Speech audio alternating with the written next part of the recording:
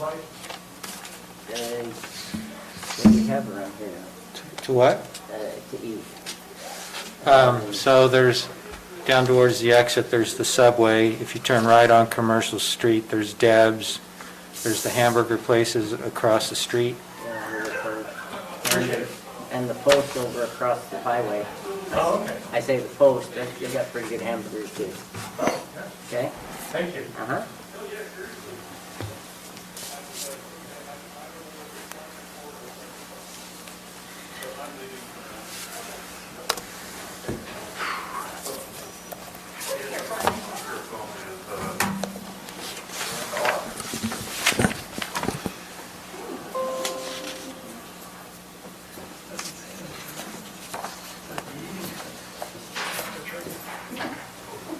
You hear me? There you go. You hear me? Yep, we can hear you.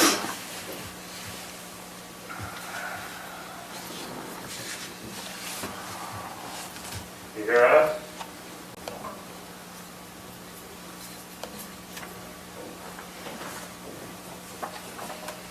Can you hear us?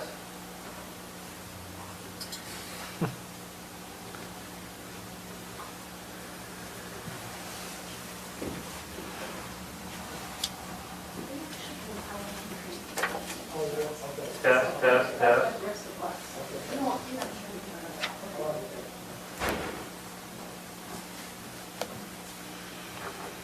Test, test, test. Hey, Jeremy. Okay, there we go. Okay. I was worried for a second. I'm like, I can't hear anybody. Well, you could hear, because I had it on the wrong speaker, and then we couldn't hear you because your mic was silent. So I think we're good now.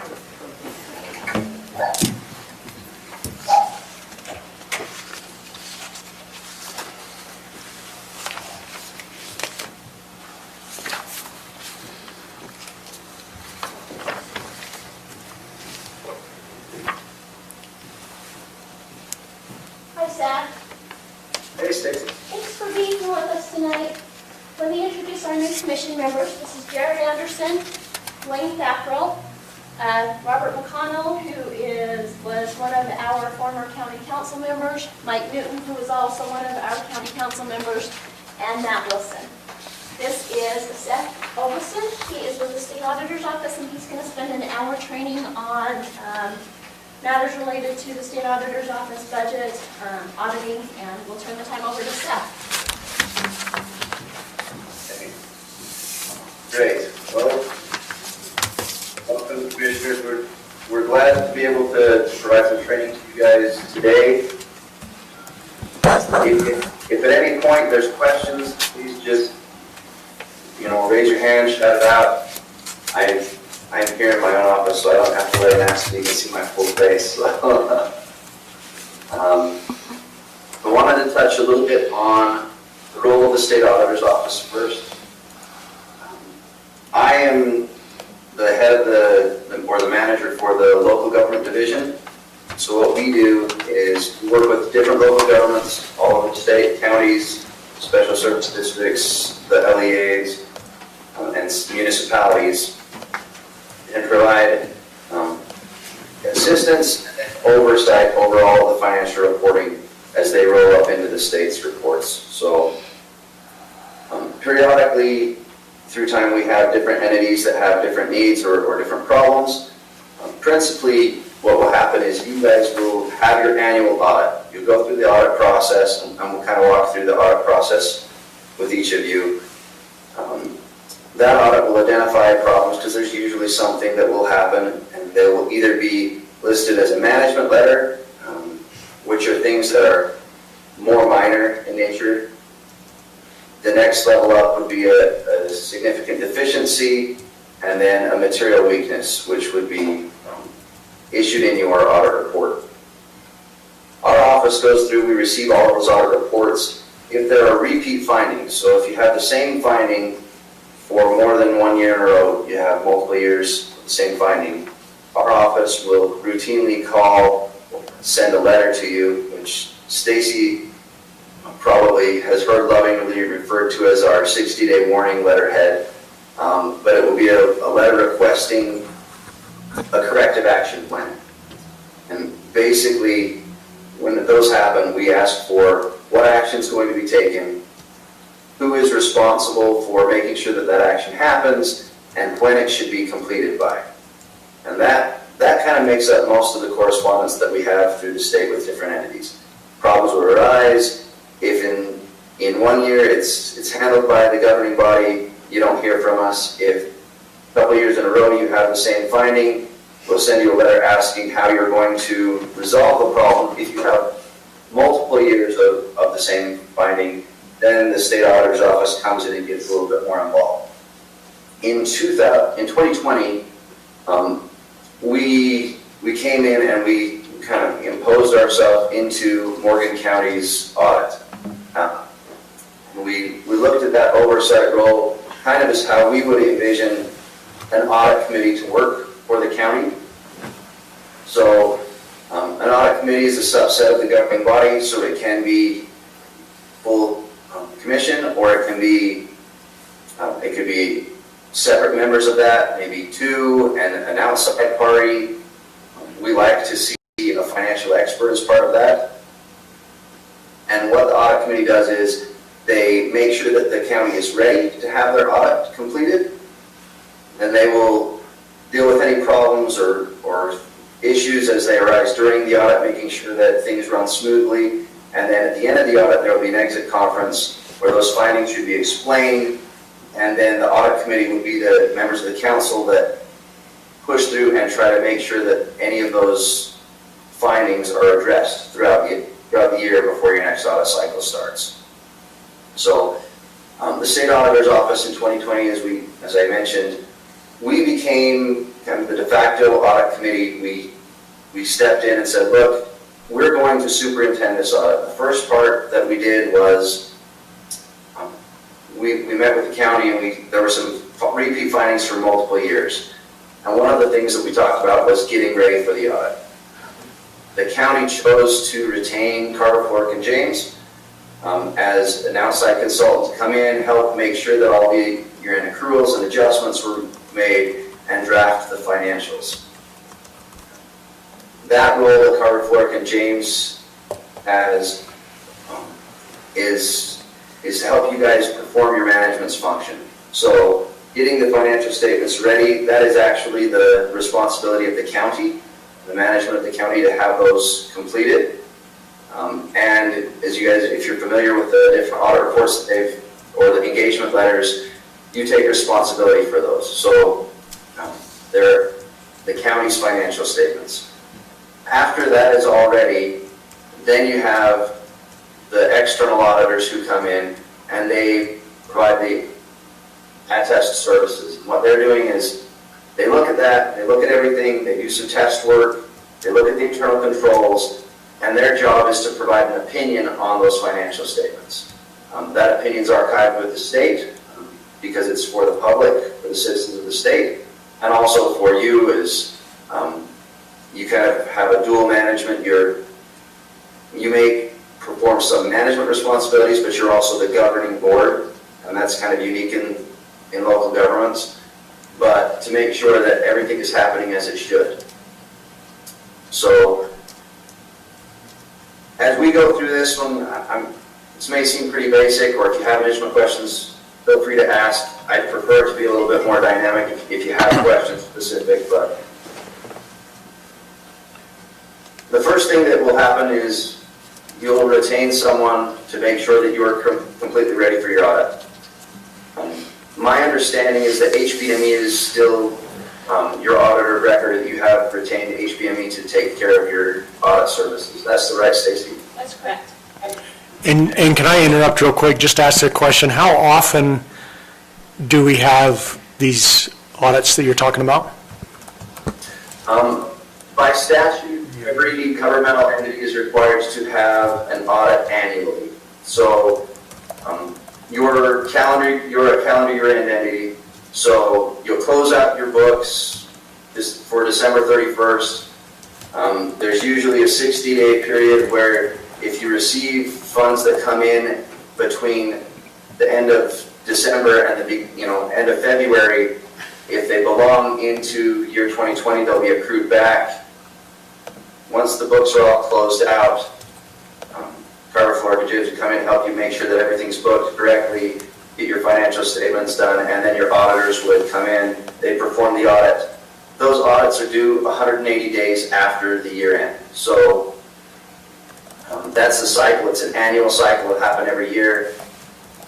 The state doesn't really, we don't care who helps you get your financials ready. If you continue to retain an outside firm like Carver Florida James or any other accounting firm, or if you chose to hire a specialist in-house and get those ready, that's not what's important to us. The importance is that you have GAAP financial statements that are prepared and ready to be audited. And what is the repeat findings that we had problems with? Prior to 2020, the repeat findings dealt mostly with subsidiary ledgers not matching. So the detailed information not matching what was in your general ledger, specifically in your planning and zoning department, was one of the larger ones that we looked at. And also in the justice court. We looked at those. And I believe the biggest part of that is, some communication problems between those departments and the council as you had it, Stacy's office, getting those taken care of. And that comes to one of the things that throughout the audit process and just, prior to my life as at the state auditor's office, I was an elected official, so I feel your pain a little bit when you have problems. I was a county auditor, and one of the things that I learned just coming in new, and I'll give you my advice for whatever it's worth, and it'll help in the audit process and in other things as well, is just to over-communicate. So a lot of the times things happen and we feel like, yep, we took care of that, it should be checked off the list, but it didn't get, the follow-through doesn't happen through other departments, and so that communication is key.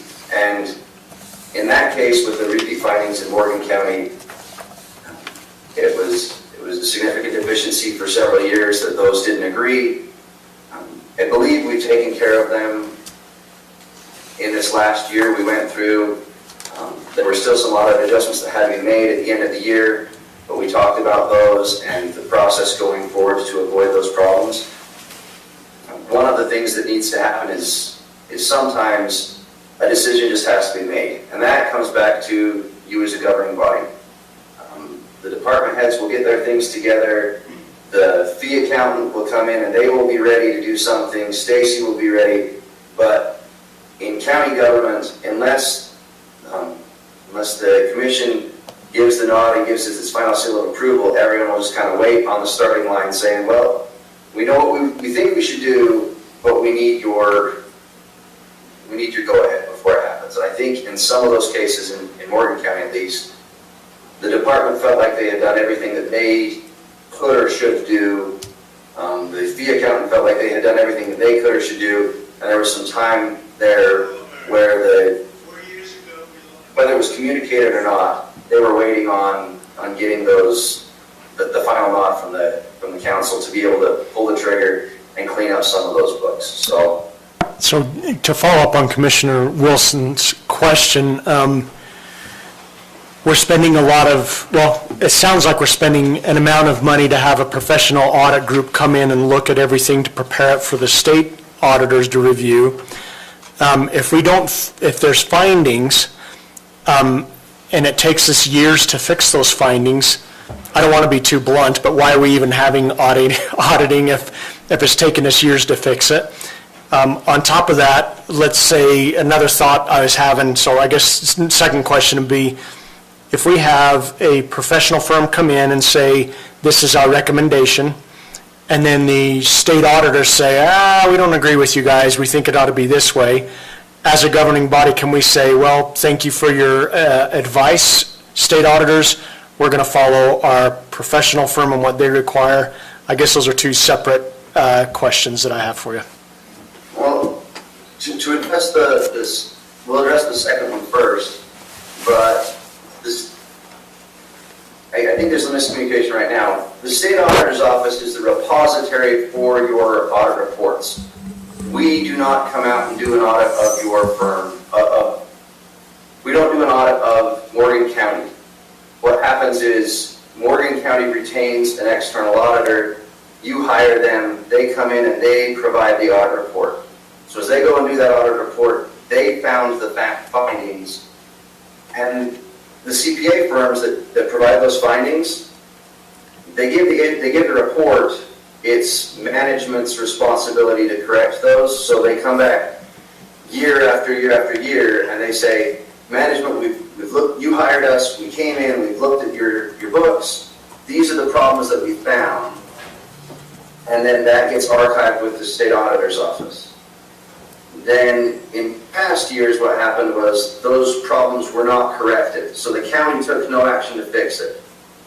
Then they hired the auditor again, they came back out, they had the same findings, At that point, the state auditor's office, who holds the repository for all of those, we looked at it and said, look, you've hired these accounting firms to come in and look at your books. You've had the same findings for many, many years in a row. What's happening at the county that is stopping you from fixing the problems that you have paid to have identified? And that's where we came in as the acting as an audit committee and saying, look, this is what has to be addressed. And we just kind of stay as the pebble in your shoe until it becomes addressed. So we don't actually provide the audit, or we just review what you have paid to have done. And if no action happens, then we will come back in and try to push you into actually correcting the problem. So I have a question on that also. So when is our audit done, Stacy? Or Seth? Like When? he said, it's due at a certain time. So you have from, We have 180 days to correct it, or to submit it, right? But when is it done, is my question, is when is the audit done?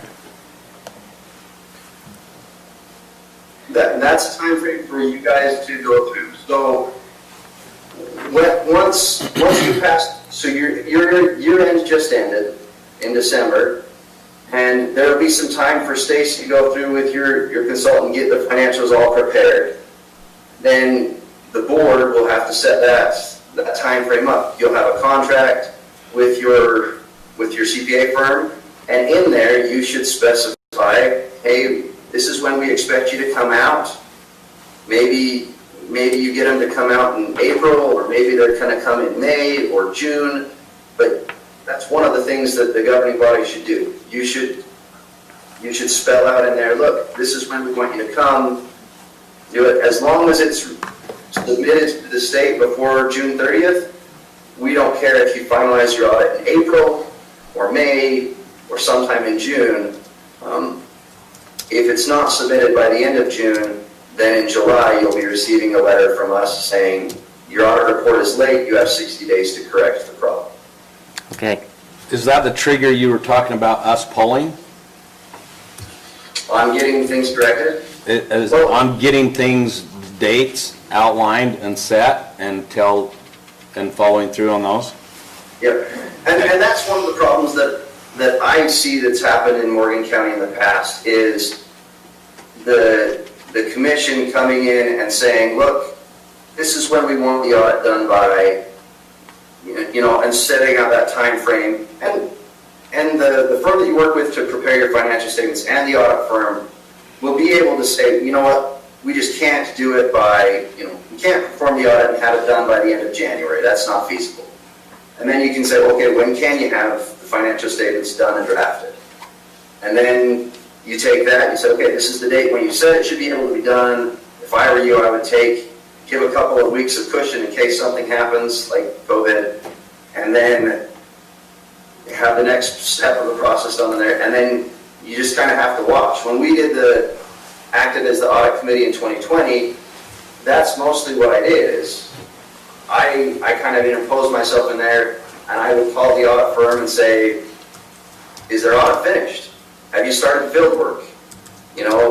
Are we ready? Is there any problems with that? And just kind of kept my finger on the pulse of that and called them every couple of weeks to say, are we done? Are we going? And someone needs to be able to be that person from the commission that's going to be in there and say, yep, I'm going to talk to them and I'm going to make sure that it happens. We're going to set some milestones along the way. This is when you're going to come out and be here in person, and this is when you're going to have the adjustments if there are any, and just follow the process through. Otherwise, things happen and things get pushed back and your audit will be late. It's just the way it happens. Okay. So, yeah, that is one of the things that you guys could improve upon and set that out so you have those milestones and somebody following through to make sure that it happens. So the fee accountant that we have now was newly hired last year. We had a difficult time with the prior fee accountant. The audit firm, this will be their second or third year? Third year. And I've already got a contract from the audit firm. Correct. I don't have a contract yet from the fee-based Correct. accountant. But those of you who are serving on the audit committee can certainly get into that process and help figure out when you want it done and when you want it determined. The corrections, I think, have now been made. It did take some time, but I had the same question that you did when I came on, is why do we have these repeat findings? And I think those have now been addressed. So hopefully going forward, we don't have those kind of issues. Maybe we'll have something different, but hopefully not. And my response to that is, it's not necessarily just making a correction. It's perhaps correcting a policy or making a policy change. And when we talk about the planning and zoning issue, it's a difference of opinion of policy, that it's a continued following a procedure right now that exasperates the problem. And my suggestion was a change of policy to correct us to continue to go, to continue the problem. We've made a journal entry, a major journal entry to clean up the financial side of it, but until we make some changes policy-wise, we may continue to have a problem until we make, it's like he said, until the governing body makes a change. Yeah, and to speak to that a little bit, the planning and zoning department, the way they function in Morgan County, as I understand it, kind of walking through this process, is if somebody came in, a developer, and they wanted to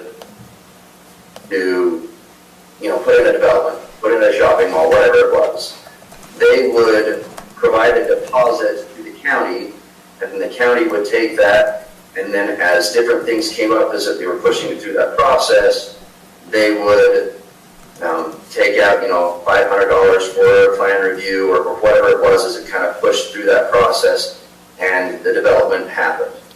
Then at the end of that process, if there was a balance left over or not, if they ate through all of the money from their deposit, then they'd need to get more, and if there was something left over, it should be turned back over to the developer.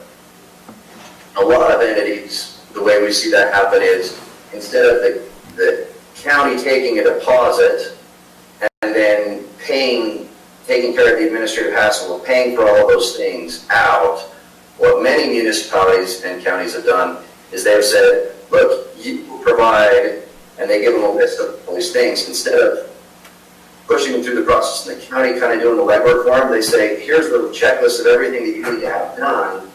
When you have all of those things done, you submit them to us, we'll review it once, and instead of having to have the county do the hiring out of the different steps. And that's kind of streamlined, and it made it so that those different entities are not taking large deposits from developers. They're just taking a one-time fee for the step that they do. So it's not wrong how Morgan's done it in the past, but the way that it has happened in the past, it requires them to take this deposit and then administer it instead of handling it that way. Changing to the other way would be one way of handling that problem. but it would take a major policy change on behalf of the county, which would be the commission's job to implement that. Or, in this case, reconciling those deposits, the amounts that have been paid out from those deposits that the developers have made to the county's books monthly, and keeping up with that so that there's not a big difference at the end of the year and say, oh, well, do we really owe developer A this much money or not? That's kind of where that one came in. But for that debate of how it should be done is what has to be handled by your planning and zoning people. Can provide a recommendation of how they'd like to have it happen. Stacy can as well, but the commission really needs to make that final decision, because it's not right or wrong either way. It's how you want to do business, and it's more a policy question. They can implement it, but the policy has to come from you. Did that answer your question, Matt? Yes. Okay. So as the audit starts, first you should talk to your P accountant, make sure that everything's good and you feel confident with them. Then as the audit begins, they will want to meet with you and have an entrance conference. That's the point in time where, you know, if you're involved and you have concerns, that's when you bring them up to the external audit. So, for instance, when I was at the county, we had, in a road shop, we had some things, we had some questions there. And when the external auditors came in and said, do you have, Commissioner, do you have any concerns? I said, well, actually, I want you to take a closer look over here at the road shop. Or I want you to take a closer look at the jail, because we've got some complaints there. Can you take a little bit more focus group there? They want your input. They want to hear your concerns. And then they can tailor their audit around that and do some additional testing in those areas. And then at the end of the audit, you'll have an exit conference, and your audit committee will meet with them. And I would follow up with that and say, you know how we asked you if you could take an extra look at the jail? Did you find anything? Should I be concerned about anything? And that helps give you guys direction and reassurance of whether or not what you currently have going on is working and correct. So you hire them to look into things. We're going to take an overall view, but part of the professional standards require them to take a deeper dive in anything that you guys have identified. And so please take advantage of that entrance conference. If you have additional concerns, kind of point them in that area and say, I want you to take a closer look at this. Or we talked about setting the timeline. Sorry? Go ahead. Oh, we talked about setting a timeline, and then the exit conference is important. The exit conference, as your audit committee, it's a good time to sit down. If you're going into great detail over the audit report, I think it's good to have the external auditor meet with you in person in your office so you can ask questions and understand if there's things. Governmental accounting it's not as straightforward as running a business, because when you're running a business, it's your money and your investment. And here we have the public's funds, so they have some additional requirements and some additional steps and hoops that you have to jump through. But it's nice to be able to sit down with them at a desk, not under the camera, and have them explain questions to you, and you should feel comfortable with everything that's in there. The financial report has 3 main steps, or 4 main parts. The first part is management's discussion and analysis. That's really yours. It's your chance to look at things and say, okay, this is what our outlook is, and the key factors for your county. If the external CPA firm is helping write that, you need to understand that that is your document, your views, and it should be read very carefully by your audit committee or the entire commission, and you should understand what's in there. The next part is the financial statements themselves, which there's the key financial statements, your fund financial statements, your government-wide financial statements, and then the notes to those financial statements will come after that. The notes will explain the numbers a little bit better, and then you'll have, if you have federal funds, you'll have your CAFR or your CFA, whatever, statement of federal awards, and that'll explain any federal funds that come through if you have a single audit, which this year with the CARES Act funding that was provided in 2020, you'll most likely have a single audit. I'm almost positive you will. But do you have any questions on those financial statements that you'll be kind of going through? Were you saying, Seth, we'll have a separate audit for the CARES Act monies? So if you receive over $750,000 of federal money in any calendar year, you have what is called a single audit. And what it is it's an expansion of the normal audit, because you take the federal guidelines for those federal funds and they are required to test a certain percentage of them. So it'll happen at the same time, the same external auditor will come in and do it, but it'll be an expansion focused on those federal funds. And that's triggered at $750,000 of federal funds in any given year. So most counties are big enough that, I mean, even the small counties, they usually have a single audit. Because if you have Homeland Security funds that go to your sheriff's office, emergency preparedness, if you run a senior center and you get, those different kinds of title money that's come in to help, or a CDBG grant, community development based grant, block grant, you'll cross that threshold pretty fast. So most likely you'll have a single audit every year, but this year I'm 90% sure that you'll have one. I think typically we have not, because we haven't hit that $750,000 threshold, but this year we had 1.7 million in CARES Act funding, so we definitely will this year. Yeah. In years past, we haven't, have we? I don't think so. Yeah, there are some counties that sit right on the edge and they fall right underneath the threshold, and I think Morgan's fallen underneath the threshold as often as not, but this year it'll hit you.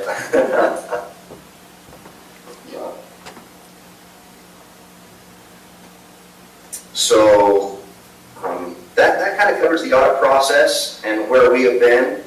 This year, last year we went through and we really kind of administered that audit. This year, the hope is that those problems, like Commissioner McConnell said, we believe that we've passed that threshold, and my intent is not to get involved. I still may call Stacy a couple of times just to check and make sure that things are going well, that it's going to come in on time. But unless there's something that happens, we want to be kind of more hands-off this year and just let your audit committee, now that it's more up and running and trained, to be able to run through things. But we do want to be a resource for you. If you have questions, if you're on that audit committee and you don't know what questions to ask, please give me a call. Stacy's got my number. And I can forward it to any of you. I'm happy to answer email questions or anything else. So I wanted to touch on some of the training resources that we have. The initiative that we made in the last couple of years is to develop a local government resources center. So the website is resources.auditor.utah.gov. I'm not sure on this one how to share my screen if I wanted to, but I won't worry about it. But resources.auditor.utah.gov, if you have a computer, you want to look at it. It will explain all of the reports and the time frames on when those are supposed to be due to the state. It will also provide different resources. So we have a bunch of templates. If you're looking at changing or modifying your purchasing policy or conflict of interest policy or travel policy, what we've done is we've gone throughout the state and we've taken policies from counties and cities and districts, and we've compiled them into some good basic policies that we have that meet all of the state requirements. Bigger entities will take them and they'll probably expand them quite a bit. Smaller entities may feel like ours are a little bit too broad, but what we've done is try to give a starting out point. So if you wanted to compare your policies with, what we have what we put together at the state level, you can look at that and then ask the question, well, why are we asking this question when your policy doesn't? And you can look into whether or not that's best for you. But those resources are all available online. They're all Word documents, so you can, copy and paste and change and make your modifications however you see fit. We also have a website which is training.auditor.utah.gov. That has a web portal of several different trainings that we put together. There is one that is specific for new county officials. So if you look at that, it's called Introductory County Training for County Officials. It's broken up into modules. There's 4 or 5 2 to 8 minute videos where you watch that and then answer a couple of questions, and then it'll give you a certificate at the end. That's actually a required training by statute. So in the first year of office, you're supposed to go through that web-based course. It has a little section on budgeting. It talks about GRAMA, which is the Government Records Management Access Act, some nepotism stuff. There's a section on hiring your independent auditor, because a lot of new councils don't invite us to come and talk to you like you guys have. I wanted a chance to be able to see you and meet you and go through things. I'm sorry that we couldn't make it happen in person.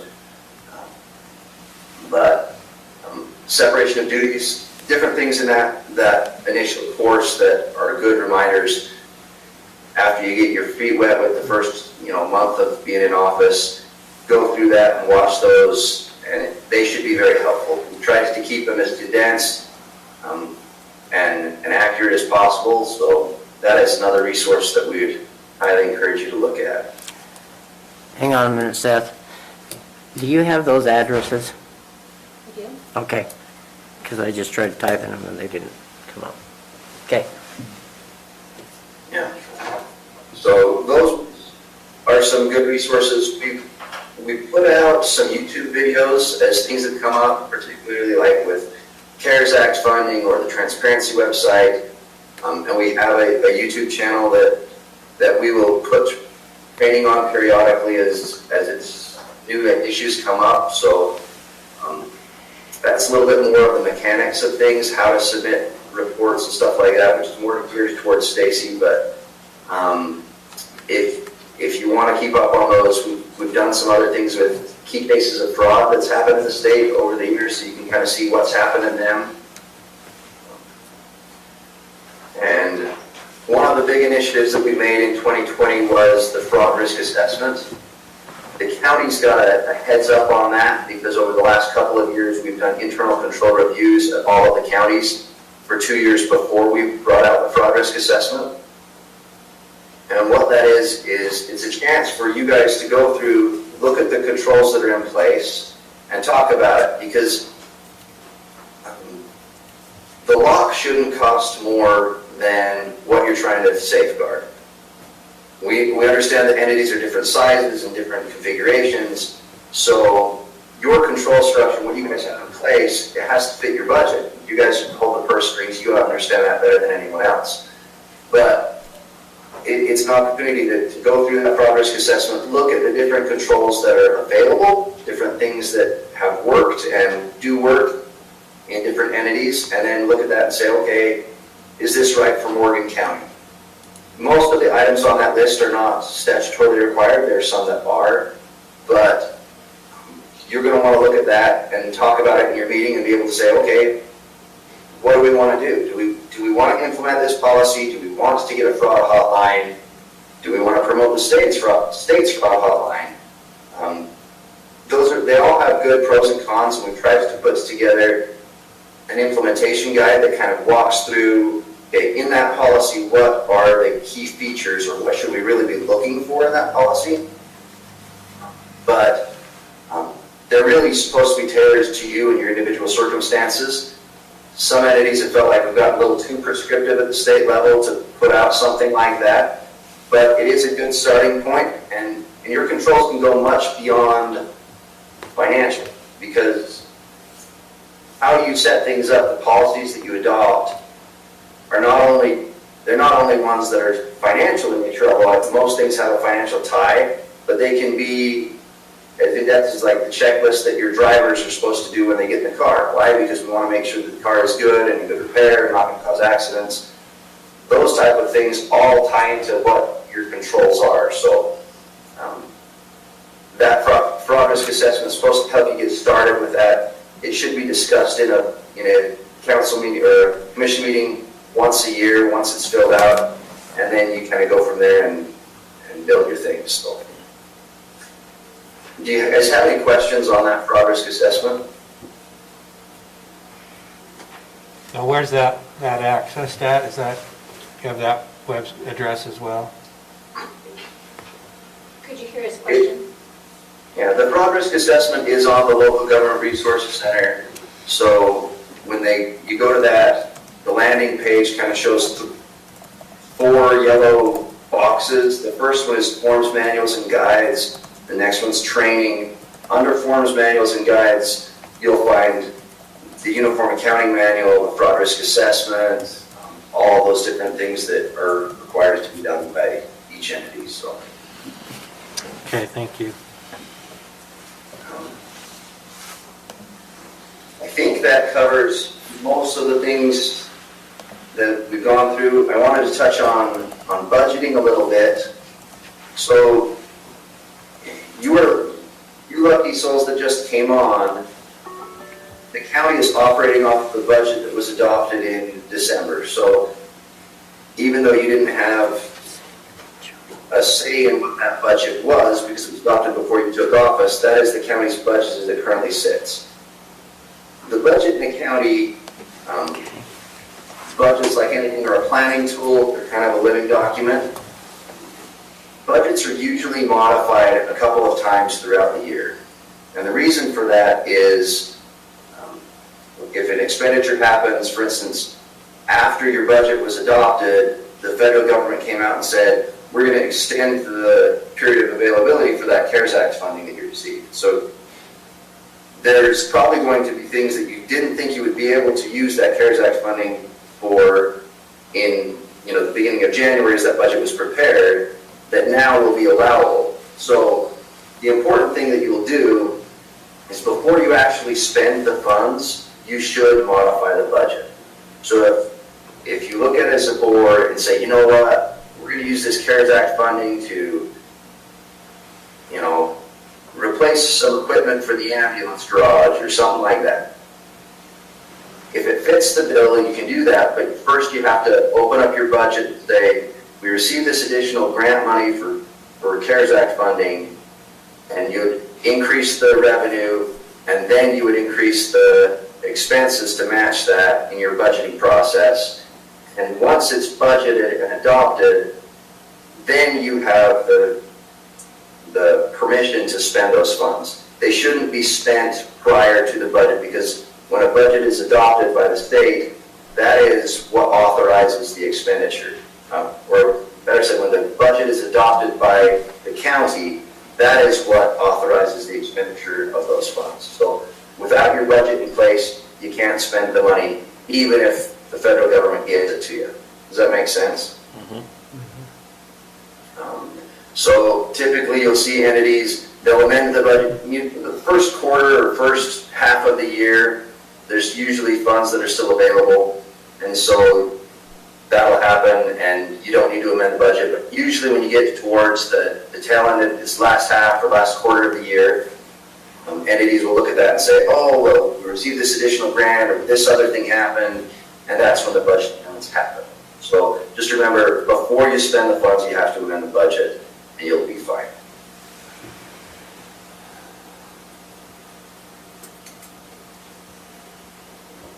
Do any of you have questions for me?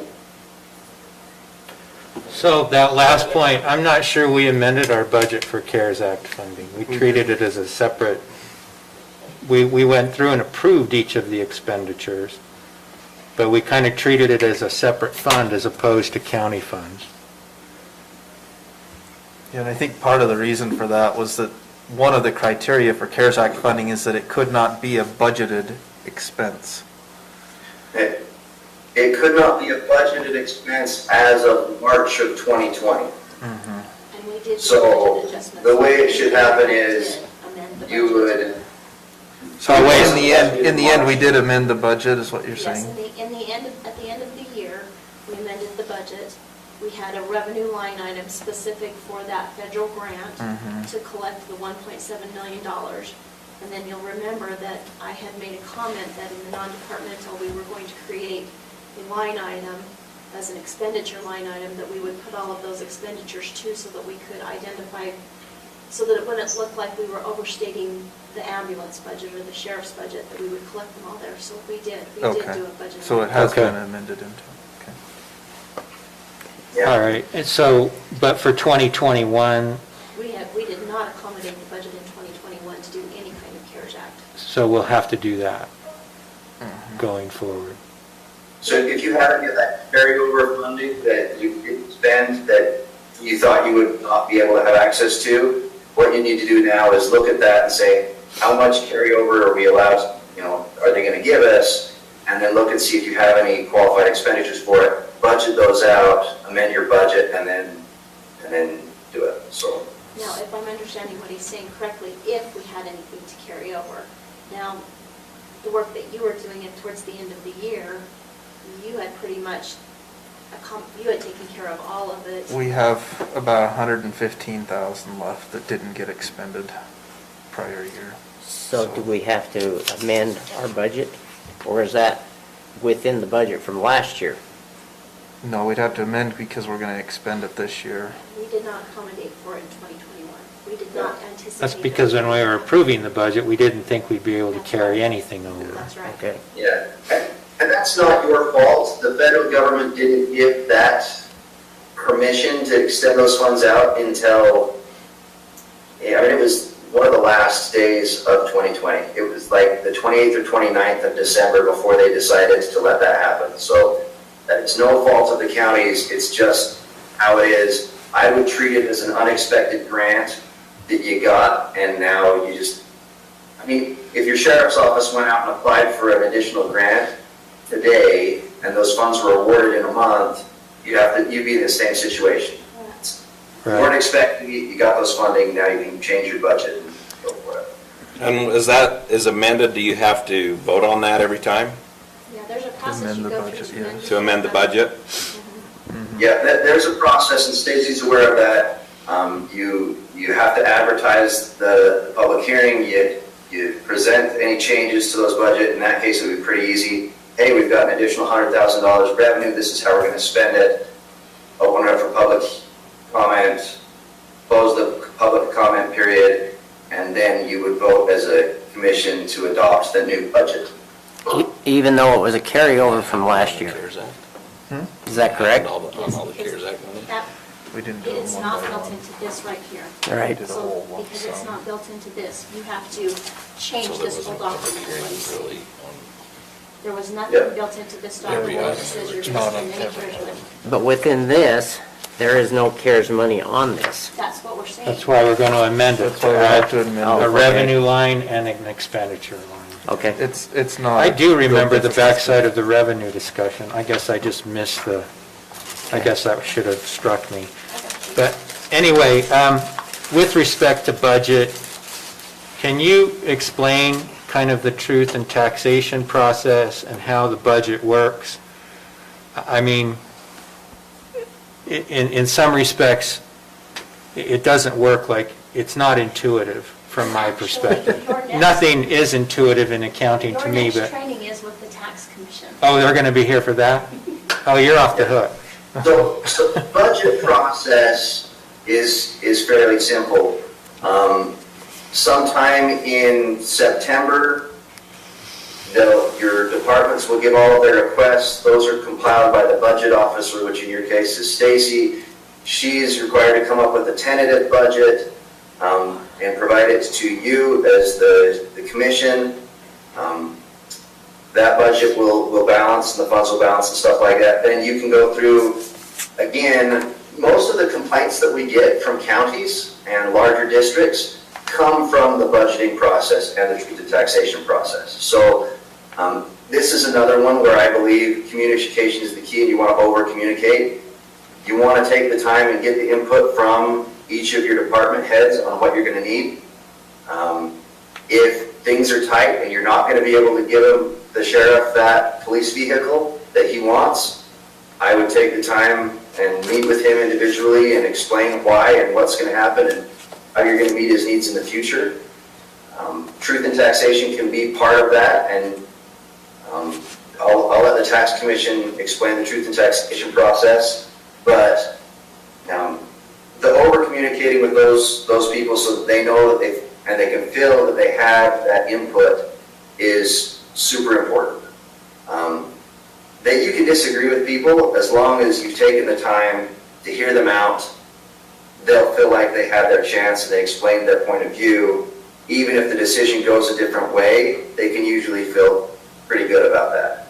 If they feel like they were silenced for some reason, that's when the complaints start rolling into the fraud hotline at the state, and then I call down and say, hey, what's going on? Because I got 10 complaints today from citizens from your county that they feel like you're doing something dishonest. And usually, 9 times out of 10, it is a communication problem. So that's my biggest piece of advice would be, make sure every person gets to get their input in there, and then, go from there, so. So did we do something wrong last time when we approved that money from our insurance to replace our sheds? And all the No. equipment and stuff, or is that totally different? No, I don't think so. Because we received that revenue, it's a revenue that came in, and yet we expended it before we had At a adjusted certain it. point, we'll have to amend our budget to show that revenue and those expenditures. But we've already expended it. is Well, what and I I'm think saying. his advice was to amend the budget before you spend it. Right. Yeah, and you have a little bit of leeway in there, Commissioner, because let's say it was your road shop that burned down, correct? Right. Yes. So your road shop has a budget. And I could pull it up, but it's probably $500,000 built into the budget for the road shop. So you've already authorized that that expenditure. Now, if you're buying new trucks and you're building a new building, that's not the exact same as what you were thinking of paying for that, but from the point of view from the state, you've got this, you've authorized $500,000 for the road shop. Well, if you had to go out and buy a new snowplow and it was $100,000, right now you know that you're going to cross that $500,000 you budgeted in total a lot sooner in the year, and eventually you're going to have to amend it. But you don't have to amend it in January. You can look at that and say, okay, because we have these big expenditures, we know we're going to go over in the road shop's budget. So in March or April, we're going to amend that and add the additional to it so we can make it through the end of the year and be okay. But as long as there's budget in that department that would accommodate what you've done, then we would still consider you're inside your budget limitation. Does that make sense? Okay, so, So you'll want to amend it sooner than later, but emergencies happen. We understand that. I mean, nobody could have known that you were going to burn down, that a shed was going to burn down, and all the stuff in it. I'm sorry that happened, because that's going to be a huge headache for a few months. But yeah, when you get an idea of what's going to be, until you get bids for new things coming in, you're not going to know even what you need to amend your budget to be. So put together your best guess and amend it in a couple of months and get it going. Okay. Any other questions? All right. Well, thanks very much for your time and for your presentation. It's helpful information, and frankly, I appreciate the audit oversight this year. I think it's helped to get the thing in the right direction, so.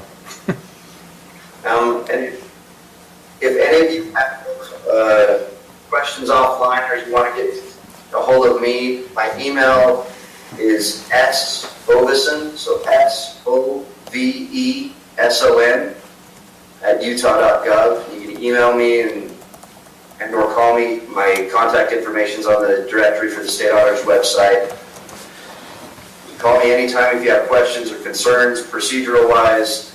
Like I said, I came from county government before. That's kind of what I feel passionate about. So I love hearing from people, and if they have readings later on in the spring for UAC or whatever, we usually try to be there. I just don't know if they're going to allow us to this year or not. So, but we will try to be there and participate anytime. You're also welcome to call me. So, Great. Thank you very much. Thank you. Thanks, Seth. Thank you. Take care. Appreciate have a it. good afternoon.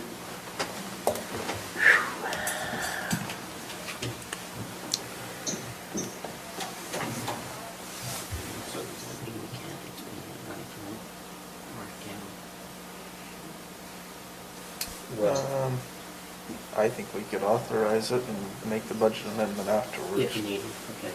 I mean, we're gonna have to make an amendment, we knew that from the beginning because we had that money carrying over. Okay. So do we have someone else starting at 5? Is that? We actually get to start tonight at 5. Just us starting our meeting now, right? Okay. If any of you ever want to have a 5-minute sit-down, then there's a little thing that I can do with the budget to show you the different funds, how to raise the revenues versus the expenditures, talking about trust funds and restricted funds. Set me up for tomorrow. So the tax commission training, that's next meeting? I was just going to ask you if you would like to continue on with some trainings, if you want a break. I know that Mike's Get a clear picture. one with the tighter schedule, but talk to the tax commission team, and they would love to come. So Mike, what do you want to do in terms of tax commission training? Would you want to do that the first Tuesday in February or the second? Or whatever. Our first meeting, the second meeting? I guess it's first and What's our third. first meeting? What date is that? Would we The talk together, second? maybe go like the 2nd and the 16th of February and the 2nd and 16th of March? Yeah. I mean, I'm good at starting at 4 o'clock on the 2nd if we Wanna want do to do it that? then. 2nd of February? You guys are good with that? Okay. Are you good to pray and do the pledge of allegiance? Sure. Want me to do the prayer and pledge?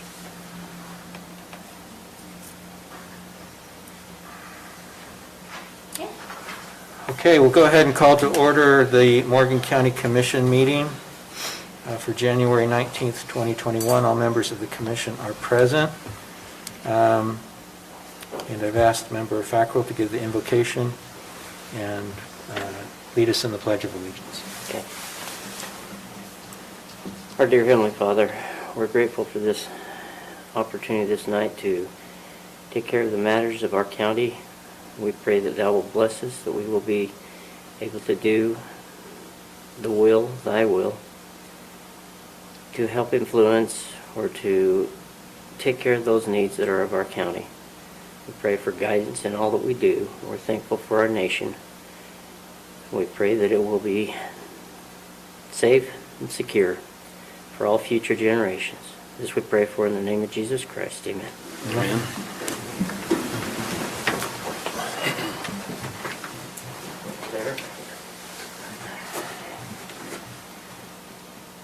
Allegiance to the flag of the United States of America and to the republic for which it stands, one nation, under God, indivisible, with liberty and justice for all.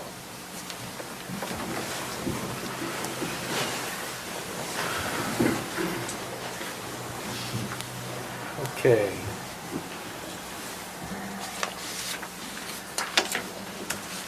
We had minutes for January 5th, There 2020. are no minutes. I say, I didn't see him No in the minutes? packet.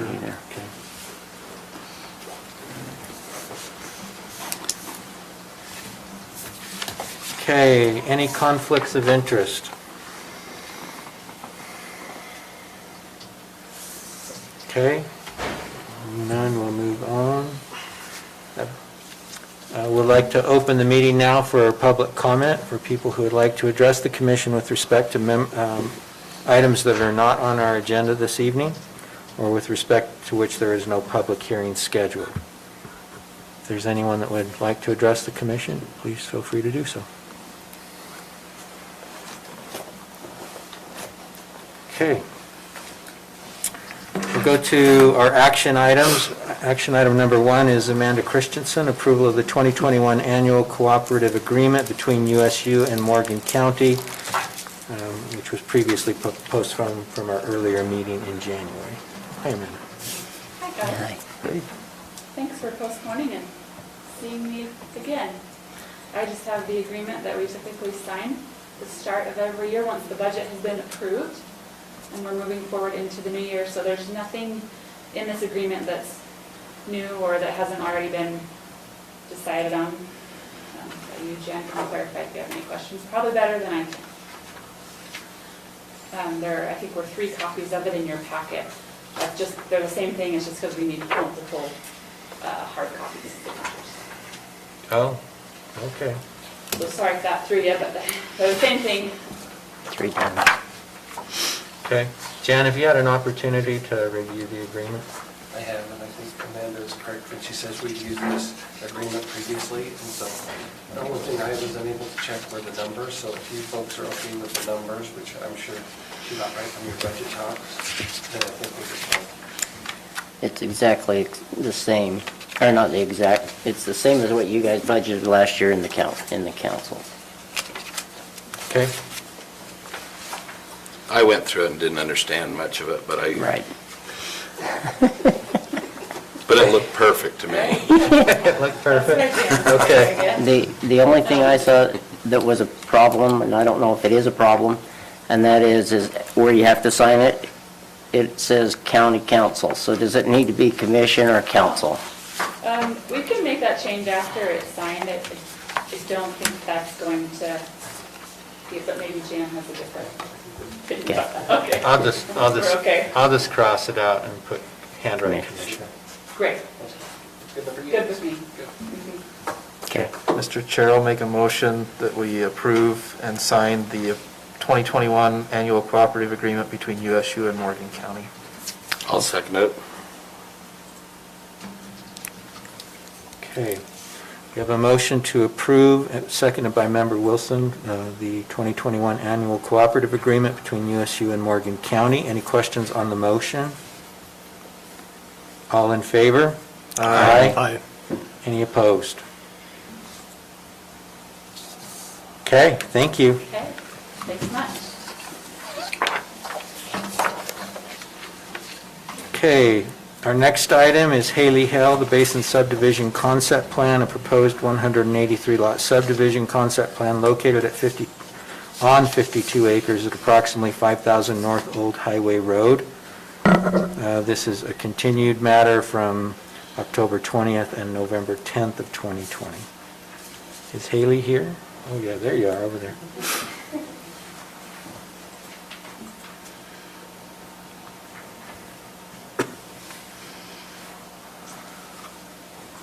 All right, so following application is for the Basin Subdivision Concept Plan, and the Planning Commission recommended approval on September 24th. And then the council has postponed this application twice due to their concerns on snow removal and storage and open space. And the applicant has addressed all of the previous concerns by adding park strips and wider roads. They've also changed the roads in the townhome area from public to private and have increased the amount of open space as well. And the proposed concept plan meets the development agreement, which was approved in August of 2020, along with the county zoning regulations and the subdivision ordinance. And this has kind of been WAPS's review process, so I'm going to turn it over to the applicant if you guys have any questions for him. Okay, thank you, Amy. Greg, do you want to come up and speak to this? Greg Day, 1222 Legacy Crossing Boulevard, Centerville, Utah, number 6. Centerville, Utah. Mr. Chair, I appreciate your time. We've been here a few times, and each time we've tried to listen to the concerns of the council, made the respective changes that have been requested. So what you see before us is the compilation of a few different adjustments, and it reflects those adjustments. I've included a memo with our resubmittal, and I'll just kind of go over that so you'll see the changes that have occurred on this development. We feel we're very happy with this development. We think it's going to be a very good project. A little bit about us. So that, would that be the Exhibit E, the December 18th, 2020? Is that the memo you're talking about? I have it right here, yeah. I think it's Exhibit E in your packet.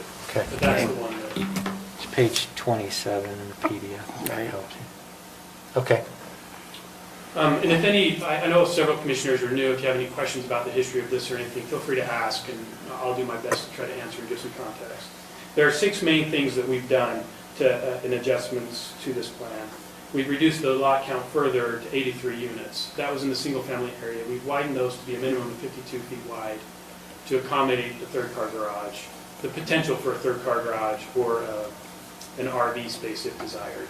That's not to say everybody will choose that, but we feel like up here, many people will want that amenity, and so we've decided to widen that. That's, by doing that, making that, it's been further reducing the lot count. So you said, I thought I heard you say 83. You mean 183? 183, that's okay. correct, yeah. Thank you. At the last meeting, there was some discussion about the open space and the amount of open space and what the calculation was compared to the development agreement. I've asked the engineer to go into a detailed breakdown. It's there on the right-hand side showing what we have. We have, if you zoom in, I want to say it's just about 7 acres, maybe a little bit shy of 7 acres. Okay, you can.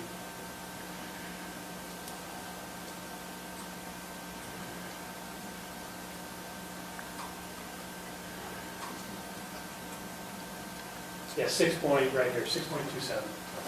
Well, it's a little bit blurry. You can grab one copy.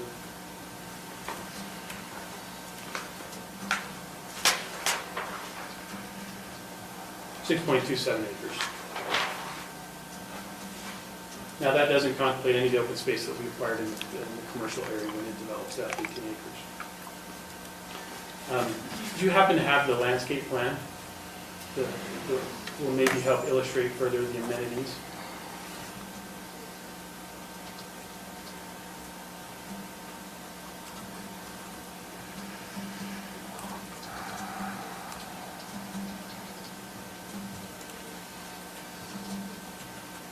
I think this will be a really good illustration of how those open spaces will be programmed.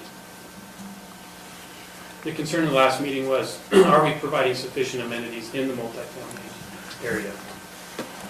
And so one of the biggest change you'll see is over here on the left-hand side. Well, 2 things.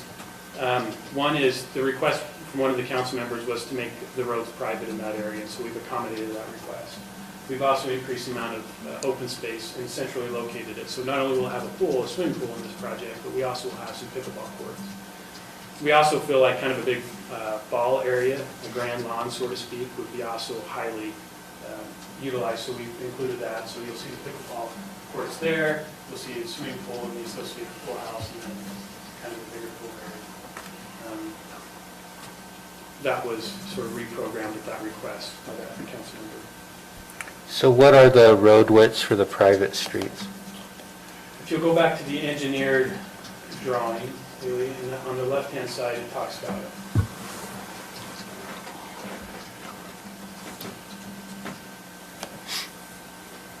$27 feet?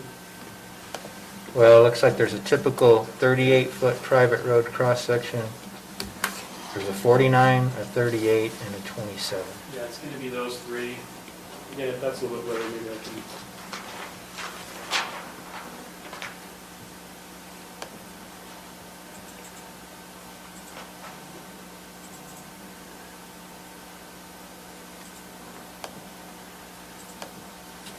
So you've got basically 11.5-foot lanes, With the and the 2-foot. additional right-of-way is park strip and sidewalk on one side, and on the other one, you've got park strip and sidewalk on both sides. That's right. And those curbs are flat. That serves as two purposes. One is for emergency services, they can drive on it, and also, if you have curb cuts, we want to we don't want to have a curb cut at every driveway, rather we want to have a smooth curb. So it serves two purposes. So that's that rolled curbing? It's a rolled curbing. So I couldn't tell the size of these driveways. How big are those driveways? Do you know? Which ones in particular? Like in front of the multi-housing more than anything. The single-family dwellings, I imagine they'll have, normal driveways. But I've gone to a lot of these five-plex things, and sometimes you can't barely fit a car on them. Do you know if they're 20 feet long, or? Yeah, so the development agreement contemplates two lengths. One is they want to have it less than 10 feet or more than 20. What they don't want to have is in between, where someone who can't fit a car try to fit in there and block the alleys. So most of these are going to be that 10 feet long. And then you'll see we have guest parking centrally located in here. And as I read through that, I got the impression that they're going to be able to VRBO these things, because I'm sure there's going to be people that invest in these for skiing, things like that, and they're going to try and VRBO them. Is that correct? Or what is your HOA? Yeah, the development agreement allows for short-term rentals. We haven't made a decision on that, quite honestly. My only concern with that is I counted 36 parking spots, and I know when I go VRBO something, I take my kids, and we've got 4 cars, And so you got a lot of five-plexes there and four-plexes. If they VRBO them, we're going to have a lot of cars in there, Yeah.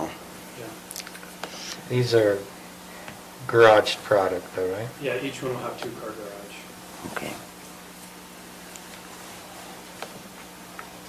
I don't know that wholly addresses your concern. I know exactly what you're talking about. Yeah, That's why I wondered if you can park 2 cars in behind the 2 cars, so. So the road that you have on the right-hand side there, is that, it's going to butt up against Trappers Loop, or it's not? This one right here? Yes, that one. Yeah, that will butt, so there's a little bit of grade change there. You'll probably see two tiers of retaining walls right there.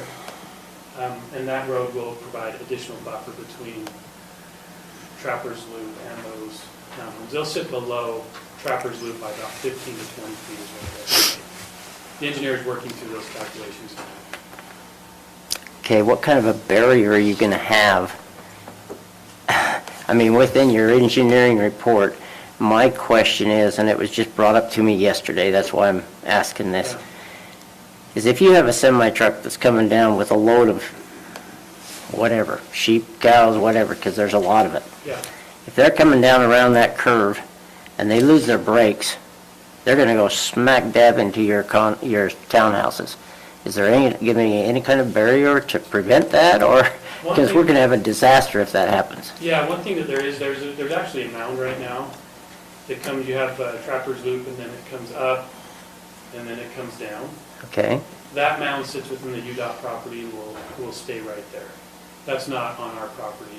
That will remain within the UDOT right. Okay. All right. Another question I have on this is you've got, in the previous ones you had trails, and in your one you say you're going to have 6-foot trails. Where are they? Yeah, so if you Haley, if you can go back over to and these are outlined in the development agreement. Go to the one that's colored, maybe that's a little bit.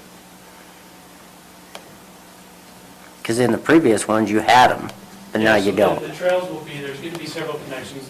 One that's consistently been brought up is from Rollins Ranch over and then down to the commercial areas. So this right here will be a multi-purpose path that we'll do. We'll increase the right-of-way by 3 feet to accommodate that increase. So that'll come over here to 5,000, and then it'll come up and down on the west side of 5,000.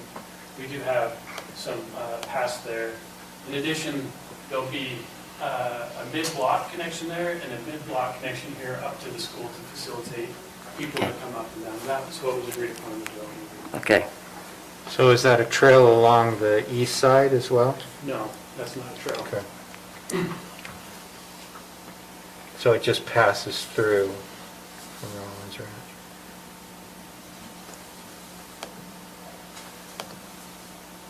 So it won't even connect to Rollins Ranch, is that correct? No, it does connect Okay. to Rollins Ranch, but it doesn't run along it. Right, Yeah, it okay, won't parallel it, rather, now this has a sidewalk there, so there is a sidewalk up high. right, There just won't be a trail behind those lots. That Okay. proved to be very difficult just to maintain, and so the development agreement said, okay, you've got to do one here, but we also have one right in through here, so the two will be for Rollins Ranch, okay. for pedestrians. I also made a request a week or so ago, and of our fire department. I understand he's been working with you. Are you going to be able to take care of whatever it was he wanted done? Yeah, Chief Brandell's been very helpful. I talked with him, he reached out to me on Friday, and we talked again. He sent me some correspondence Sunday, and we talked yesterday. He gave me 8 items that we'll be incorporating within the preliminary final and CCNRs. He's very good. He's gave me some very specific things. Using, is it Meadows West? Phase 5? Cottonwood's Bud. Cottonwood's Bud, yeah. It's a pleasure. So we went through that, so it'll address a number of items from the materials that we use on the homes, where we place the vents within the soffits, what vegetation can go between the units, where the garbage cans go. I mean, there's a list of things. I also just want to make it very clear, our project will be in accordance with the IFC, the International Fire Code, and the IBC. We do not expect to make any sort of variance from those, to make sure. So we'll be working very closely with him. You know, we're in the urban wildlife interface. Yeah. Anyways, so there's some very much some concerns there that we'll be working with going forward. Looking at his, oh, sorry. No, go ahead. I was going to say, looking at his comments, most of them appear to be items that would be addressed at building Construction. permit stage when you actually do construction. There was one that regarding the narrow private roads and maneuvering fire apparatus through those areas. That's one I think probably ought to be addressed here. What was your discussion on that, and did you come to a Yeah, conclusion? There's a couple things that came of that, and Chief, you can correct me if I misrepresent it. It'd be a number of things. He's taken his fire truck out there and they've done some tests on maneuverability specific to their equipment. Like I said, those private roads will meet the IFC, but if the local fire department has some specific needs for how the vehicle turns, what those radiuses need to be, that tends to be one of the large things. In addition, we talked about extending the road base beyond the curb and gutter into the park strips, so that if they need to go onto those areas, that they would be able to handle the load of his vehicle. There's going to be some signage and stripage relative to blocking some of those alleys to make sure that we instruct the residents where they can and cannot park, so we're not blocking critical pathways for him. One thing he also brought up that we're going to be doing is the HOA, the enforcement powers within the HOA, so that if people, residents or visitors, break those rules, they'll have to be towed. And so we'll have to have, anyways, the HOA will have to have. Generally, they would have a contract ability to have a patrolling tow company go in there and make sure that people don't illegally park. The big concern I have, having had experience with these kinds of developments, are that late at night, people come home and park wherever they please, and then we have a fire, and we cannot get equipment in there. And you need a large amount of equipment to respond to these types of developments to prevent any further extension of the fire from the original unit. And so if that's going to slow us down at any time, we need to try to be proactive about fixing that. And the way to do that is to not allow any on-street parking on these private roads, except in the 90-degree parking stalls, or obviously on their driveways. But no on-street parking, because that's going to block, especially with snow and with other potential problems, it's going to block access for the fire department. So Greg and I have been talking an awful lot about that, and he seems amenable to including that in the CCNRs. If we can get that provision, I think that will really go a long way to solving the worries that we have about parking. And can I make just a comment on that also? That was a good, valid concern as I was reading through those notes, and thought process anyways as we're getting through this and figuring out how to, I'd also like to see something that's actually constructed. So whether it's red paint on the curb, whether it's signs, but on, you know, on top of enforcing such a tough thing. And but I think if they know it's going to be enforced, and then we're showing as much as we can when they come into park that there's a sign or something that's telling them, versus going back to some HOA that the homeowner they might not even know has tucked away in their drawer, something on site would be a recommendation. And the International Fire Code provides for recommendations for signage and for the red curves and stuff like that. So, as I said, Greg and I are going to try to work on that as well. I think our goal is, this will be the 8th, we operate currently 7 master plan communities. One thing we found, and when I say operate, we stay in them for a while, and that's important for us. We just don't turn them over quickly. We build them out. We found that educating the residents as they move in is highly critical to a very good performing HOA. And disclosing the information, posting the signs, you know, making sure the residents are very familiar with the rules. So yeah, that's about it. So are the fiveplexes, are those fire sprinkled? You know, we've talked about that. We got to, I'm not an architect. We've done some that are sprinkled. I probably defer to the chief on what the specific requirements are and how they're built and how that's going to end up being, you know, those fiveplexes. There's probably a good chance they're going to hit that square footage threshold where they'll need to be. I don't know for sure, but. Yeah. Since I'm new to this project, can you just share with me a little bit of like time frame, demographics? I see there's 3 phases. The commercial phase, which probably produces more for us, you know, is a benefit for us than more housetops, but because we got a lot of housetops. But what's that plan? Going forward? Correct. Yeah, that's a great question. I probably received anywhere from 100 inquiries of when this is going to be brought on, because people want to live in this community, and predominantly they've been actually residents of Morgan County. A lot of people want to, whether they're in an existing home, a big lot, and they want to come down to something that's a little bit less maintained, or maybe their kids want to move into the community. We've had a lot of demand for it. So the residential portion, we plan on doing it within 2 phases, but we do have sub-phases. Like, for example, phase 1 includes this and this, but they could be built. There could be a staggering of those within 6 months or a year.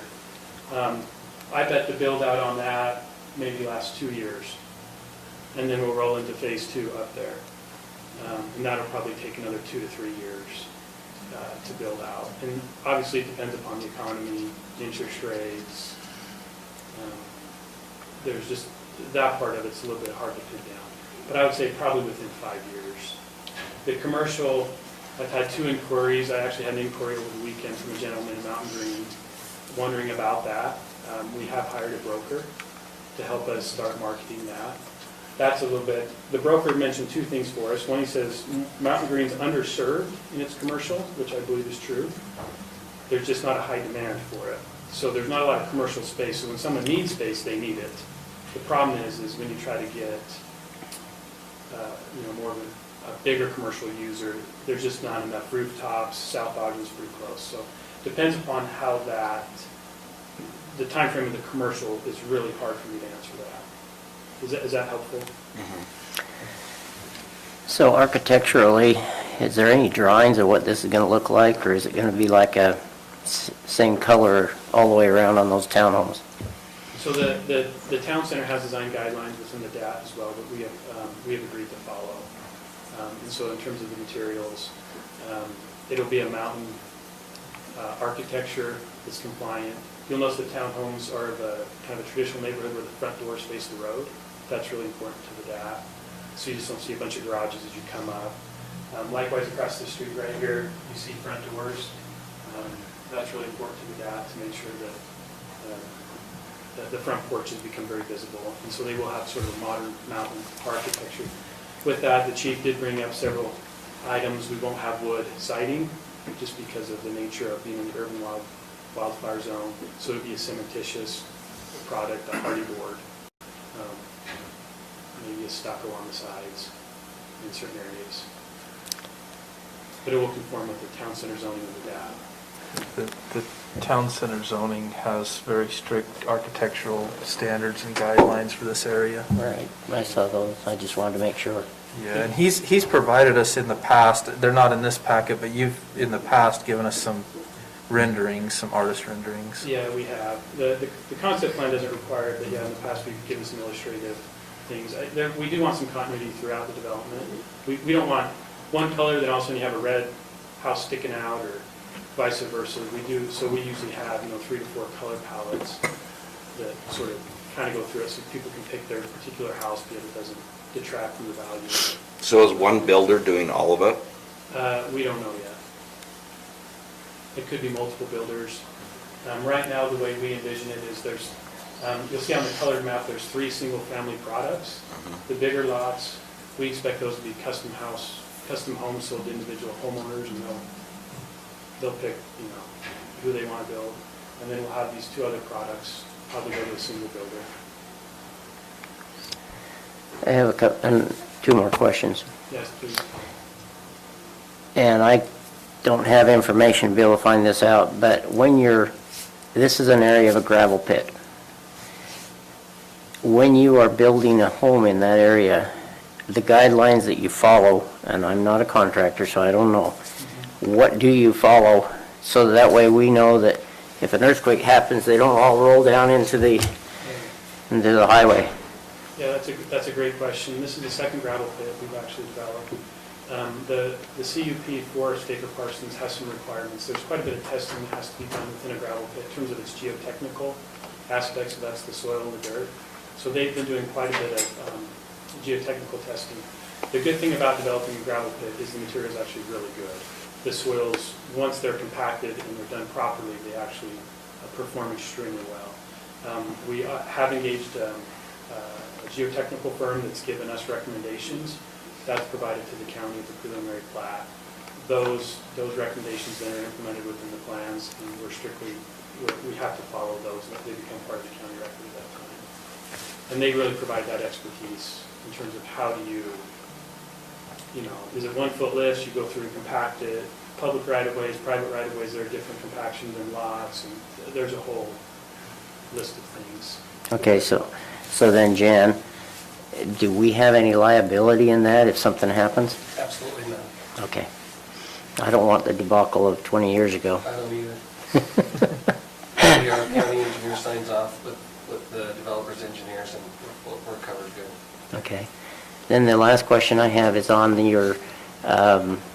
if somebody has a boat or something in this kind of a project, what resources do they have to be able to put their boat or their trailer somewhere else?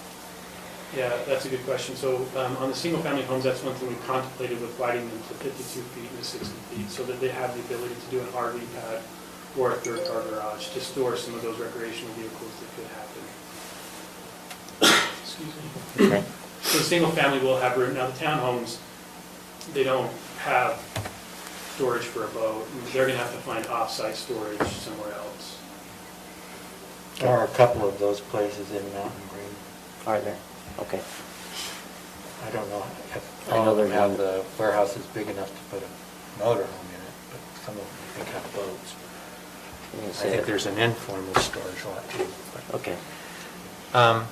So your open space, that's all intended to be landscape, open space, landscape, xeriscaped it maybe, depending on what the urban Yeah, interface there's requirements are. Yeah, we're working with the irrigation company on what their requirements are, and then obviously with the fire chief and what he requests. And then so you've got the pickleball courts in the townhome portion. will there be access to utilize those facilities by the single-family homes, or is that just intended as part of the townhome product? And Yeah, amenity so our package? intention is that the pool will be used solely for the townhome residents. They will have their own HOA and additional fees. The pickleball courts, we can provide those to the whole community or just the townhomes. There's 2 of them now, so we do have some pickleball, excuse me, / multi-purpose fields for the single family and for the townhomes. So there's plenty for everybody to use, but, you know, any residents could use any one of them. So you're going to have 2 homeowners associations in this area, is that correct, that I read? Yeah, we will have it's called a master, and I'm not an expert at this, but hopefully I get this right, we'll have a master homeowners association, which will govern the entire thing, and then there'll be a sub-district, which will govern specifically the townhomes. The townhomes will have additional requirements, and quite frankly, additional needs, so, like, for example, the exterior maintenance on a townhome building, so there's higher fees related to them. So the single-family homeowner may pay $60 a month, the townhome may pay $100 a month. The pool, I've been told it costs about $30,000 to $35,000 a year in maintenance and upkeep for the pool to meet county health requirements. And so that's one of the reasons why we try to keep it strictly for the townhome users, so they don't get overused, it gets beat up. Or, when someone wants to use it, they go over there, and there's 100 people, it's kind of hard. So as far as garbage pickup, is it going to be each individual thing, or especially in the townhomes, are they going to be garbage pickup or centralized pickup? Because we have to worry about it. Yeah, we're working with Waste Management on that right now, and their recommendations. And I don't know if I've talked to anybody from the county. Who's the county contract with? What's that? Robinson. Robinson, yeah. We can go either way on that. We've done either individual cans, or we can do it, you know, various kind of areas throughout. Okay. We usually work hand in hand with them to what's easier for them, so that, you know. I'm thinking of another project with Waste Management, I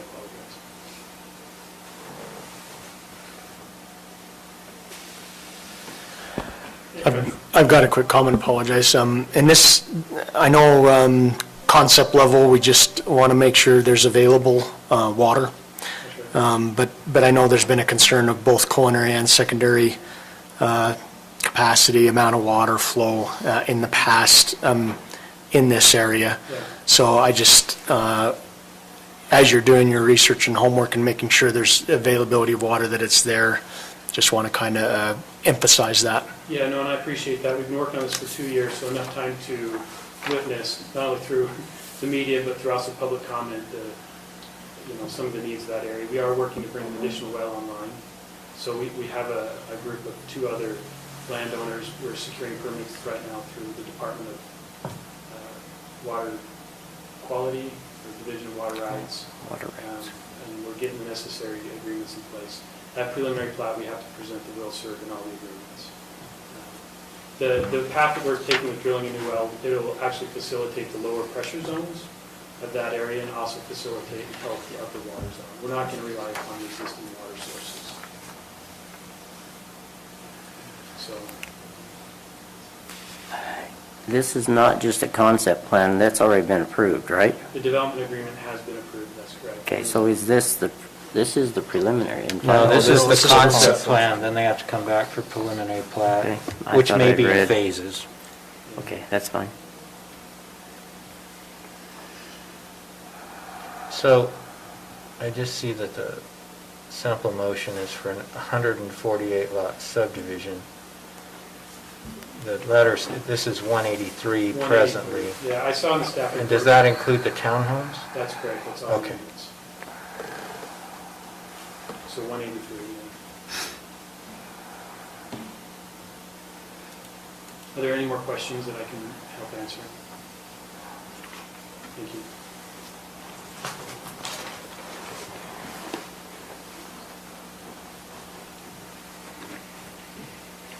Any other further discussion on this?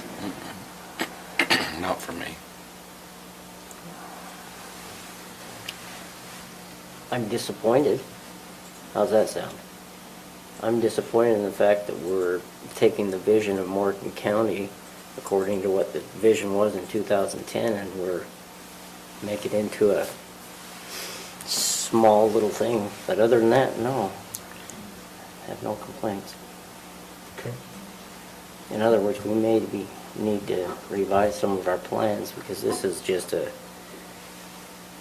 I don't know. It's just not the vision I see of Morgan County nor of Mountain Green.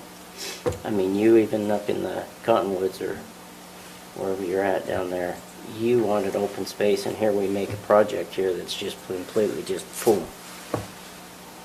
So you're talking about the density of the product? Density, that's all. But if they want it, if the people of Mountain Green want it, and the county, I have to go along with that. That's only my concerns. Okay.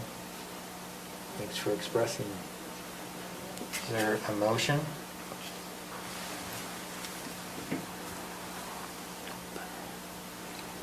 Mike, Okay, I'll make the motion here. you're the professional. Mr. Chair, I move that we approve the Basin Subdivision Concept Plan, application number 20.047, for a 183 lot subdivision of land located at approximately 5,000 West Old Highway Road in Morgan County, based on the findings and with the conditions listed in the staff report. I'll second. So we have a motion for approval and a second by Member Anderson with respect to the Basin Subdivision Concept Plan. Any questions on the motion? I have one. I think that the recommendations from the fire department came in after the staff prepared its staff report. It wasn't included in the staff report. And so I'm thinking we might... So I'll amend my motion to include the findings in the staff report and the recommendations from the Mountain Green Fire District. Second. Okay. Any questions on the motion as amended? Okay. All in favor? Aye. Aye. Any opposed? Okay, that motion carries. All right, thank you. Our next item, Member Newton, or Commissioner Newton, agreement for engagement with the BYU School of Law for a conflict resolution study on the Weber River. Okay, so I was approached this fall by a professor from the BYU School of Law who does a class on conflict resolution. He had heard about the many parties involved with the river in the county and thought it an interesting case to do a study on.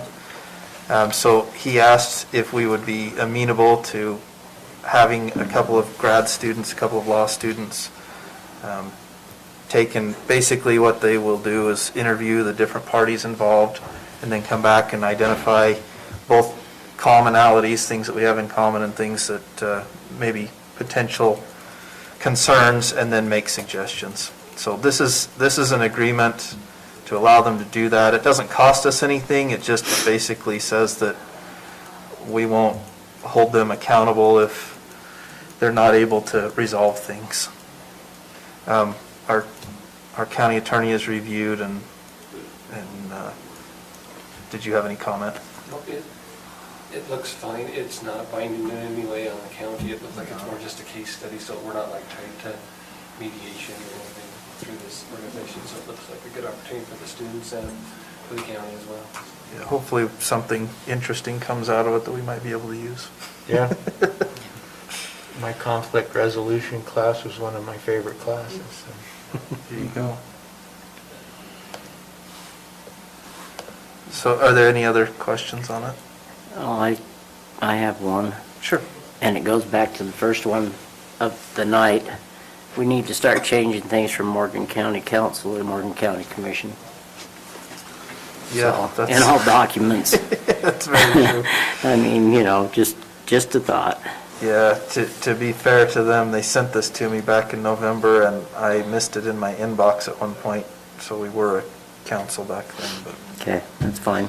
And we can just make a note here. Now, he had listed my name on here. I'm happy to sign it, but we can also give it to the chair and have him sign it if you prefer that. And I don't know how that has to go. Well, I don't know about the new form of government, I guess we should say, but historically, under the other form of government, it always said the county council chair would sign all contracts unless I'm able to. So we'll just mark it out and put his name on it if that's okay with you. That's fine. Okay. Okay. Okay. Okay. Okay, so I guess I'll make a motion on it here. Can I just? Yes. Sorry, I had to go take a pill. No, you're so fine. can I just know what? Yeah, so basically, we were approached by a professor from BYU School of Law who does a class on conflict resolution. And he saw the river as an opportunity to do a case study and see, knowing that there's a lot of parties involved, and there are. So his intention is to assign 2 law students to the project. He's already actually given me their contact information. They will reach out to the parties involved, interview them, and then come back with their recommendations and say, this is what you have in common, these are your conflicts, this is what we recommend to move forward with these various conflicts. So there's no That's a cost no to charge. us. It's just, they wanted an agreement, and really the agreement doesn't bind us to anything either, but they wanted an agreement so that it's kind of official. Okay. Okay, so with that, I'll move that we approve the engagement letter with the BYU School of Law for the river project. I'll second it. Okay, we have a motion to approve the agreement for engagement with the BYU Law School for a conflict resolution study on the Weber River made by Member Newton, seconded by Member Fackrell. Are there any questions on the motion? All in favor? Aye. Any opposed? Okay, that motion carries. Our next item, again, Commissioner Newton and Commissioner Fackrell, updates to the CED board membership. Okay, so the County Economic Development Board was created in 2020 in response to a requirement from the state. The state has changed the way they do economic development, and instead of managing several grant programs like they used to, they are essentially handing the county a set of funds that has to be managed by the County Economic Development Board. So we created that board in about August of last year with some changes that have occurred due to, well, partially due to this board, or this group changing. We had to make changes to the representatives on that board, so that's what this is. Any changes to the members of that board have to come before the commission for approval. And I think I included the list. Yeah, so I included the bylaws for the County Economic Development Advisory Board. Actually, it's the county resolution for it. And it lists what the board shall consist of and who those members will represent. The changes would be as followed. We had Oliver Young representing a business in the community, that was Young Automotive Group. He will be replaced by Corey Martin, who also works for Young Automotive. The Business Resource Center would be updated to include Andrew Willis as the alternate member. And then updating representatives from the Morgan Chamber of Commerce to be Teresa Wardell, who's now the chamber president, and Jason Johnson as the alternate. And adding Member Fackrell as an alternate board Yes. member representing the county commission. Thank you. I was already on there representing the county commission. Member Fackrell will be added as the alternate, and Tina Cannon was removed. Okay. Any questions on that? I'm ready for a motion then. How do I do it here? I move that we, is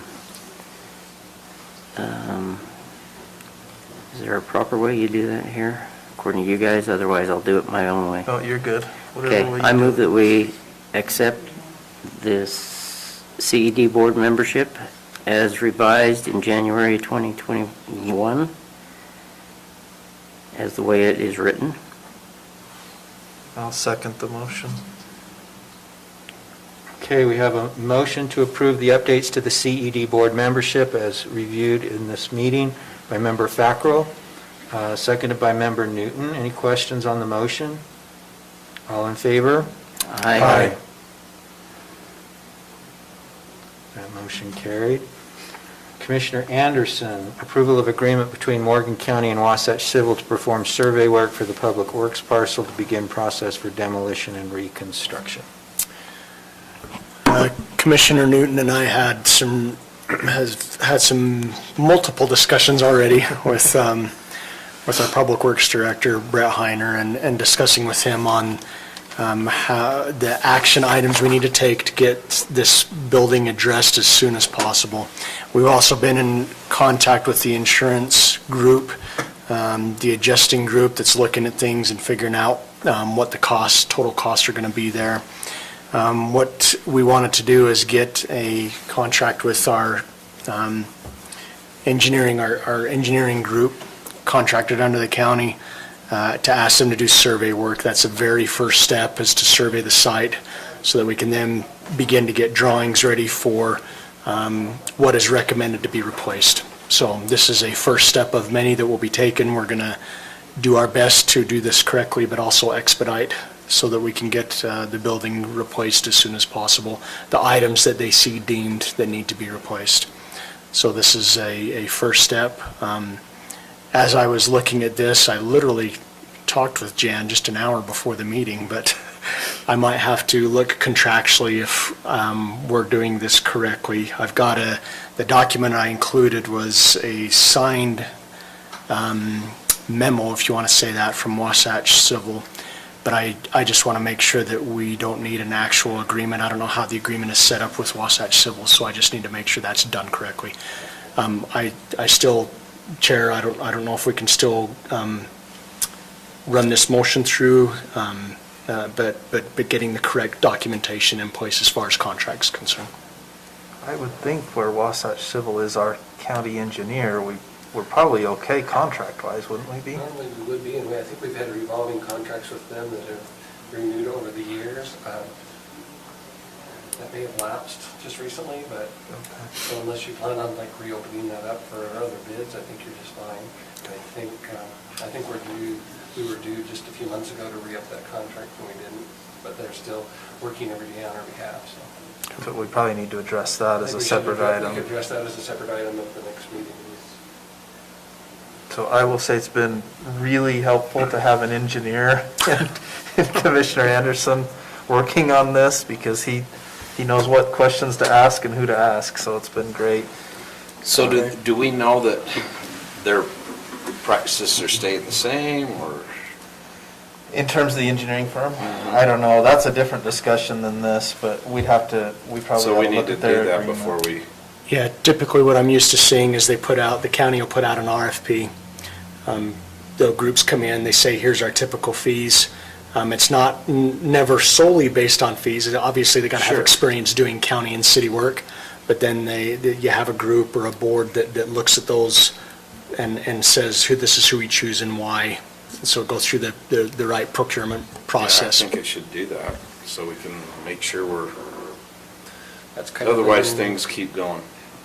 That's kind of the policy the county council passed in about November of last year, procurement policy and purchasing policy, and that's in line when contracts expire to put them out for an RFP. And so I just caught a month or two ago, seems like ours has expired with Wasatch. I mean, I think they do great work, but it probably is time to send that out for an RFP, and I'm happy to help on that. Lance is out of town till the 28th or 25th, I think. So if we're expecting him to do anything to move it along, he might not be the right person, but if there's another way to move that process along, we could open that as soon as the council decides. Yeah, I think I would recommend, their fees are very good and in line, but that doesn't mean we can't find somebody else if that's available. But I would recommend that we would, if we can legally move forward still with Wasatch Civil and then put this out at a later We date. used them so long, and it's kind of an emergency situation, kind of like your state auditor was telling you. There's a little bit of leeway when your road shop burns down, and you got to get moving, so I think we're within the rules, and I think we're fine.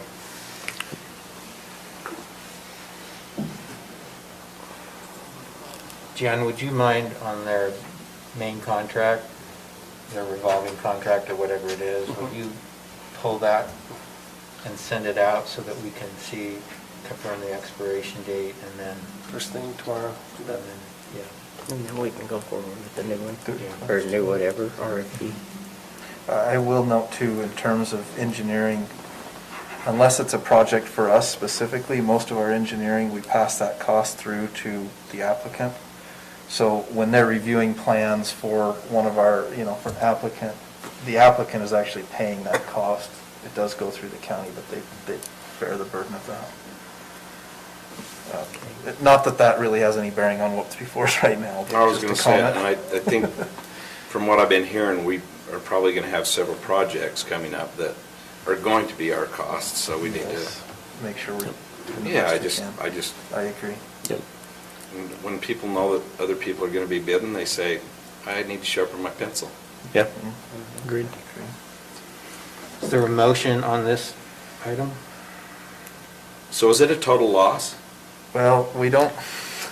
That's currently under evaluation. That's under evaluation. So our engineer looked at it, said, yes, it's a loss, at least that half of the building.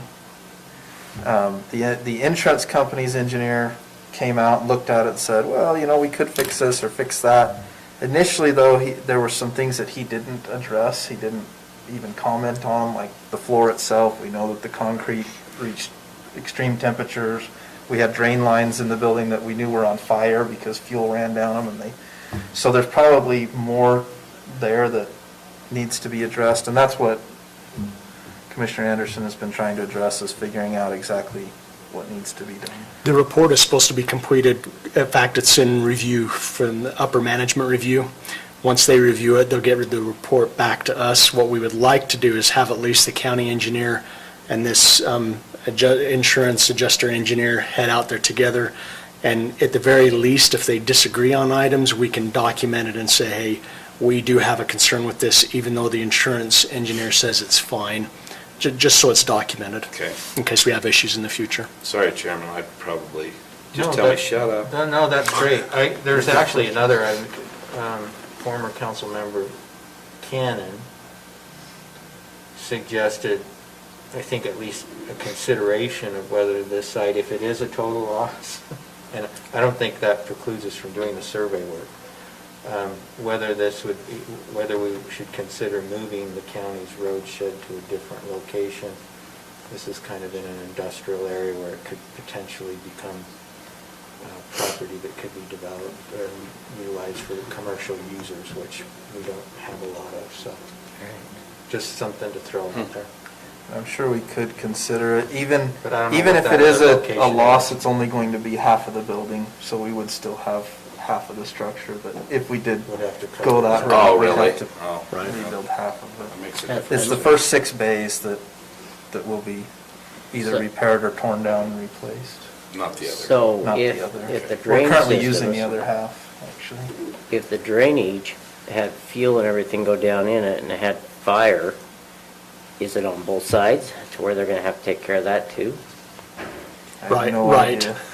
So in other words, this Yeah, is we gonna need to- help us to know need to if we address- spend this, we should be able to, or is it gonna take something else to The other besides study this? that's being performed, I think, is looking at that. The other study, correct. This They is just, evaluate this everything. is field survey work of the law. Okay, Yep.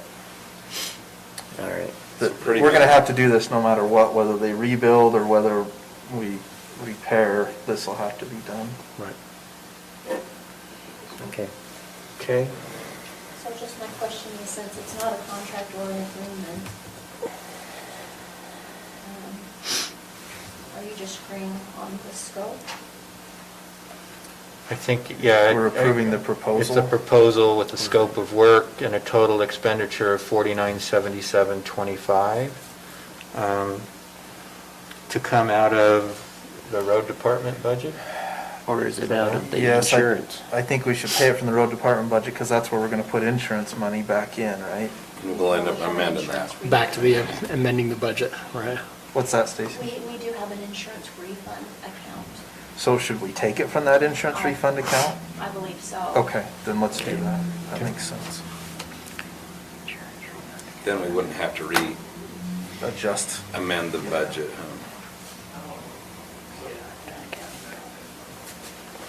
Okay. Do you want to make a motion on it then? Me? I was looking No, I can't- I at don't Commissioner think- Anderson. I'll make a motion. Mr. Chair, I move that we approve the proposal from Wasatch Civil Engineer to do a field study and property mapping for the county roadshed property in the amount of $4977.25 to be paid from insurance refund account. I'll second it. Okay, we have a motion to approve the agreement between Morgan County or the proposal from Wasatch Civil to perform the survey work for the Public Works parcel. Made by Member Newton, seconded by Member Fackrell. Are there any questions on the motion? All in favor? Aye. Any opposed? Okay, motion carries.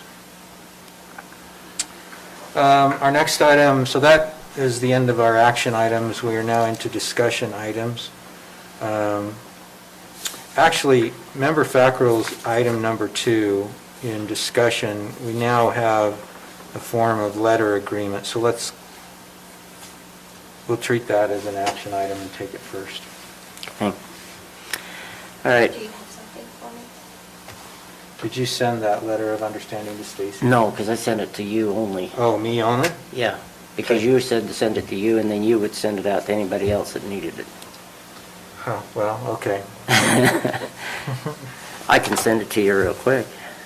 Yeah, I'd send it to the commission members. And Stacy. And Jane. And let's see if I can do it quick enough. Do you have an LOA that is similar to the LOA we did for Beehive? Okay. Do you have it right there?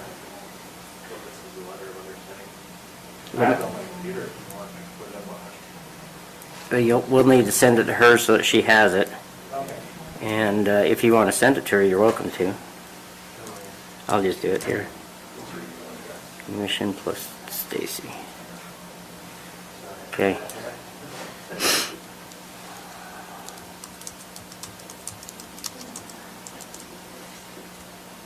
And what we can do, we can discuss this and then after it's sent out, we'll have it reviewed by everyone just like we did Beehives, and then everybody can approve. And so I won't ask for a motion for approval on this tonight because I don't want you to have to make the decision without reading it. Okay. So let's go ahead and, Okay, so basically what this was is this has been one of my projects for the last 6 months. And since we were talking about the internet and how we had spent the money on the internet, but it only covered a certain amount of the people in Morgan County. And since then, I've put the word out to different companies to ask them to come in and give us some kind of an idea if they could go and cover the rest of the county with internet. Liberty Broadband was the one that approached me and also was the only one that submitted anything for it. And they are from Liberty, Utah, and they are a small company that has covered Ogden Valley, and they have they came to the commission or to the Economic Development Board. Did not get a chance to speak there, but they did discuss.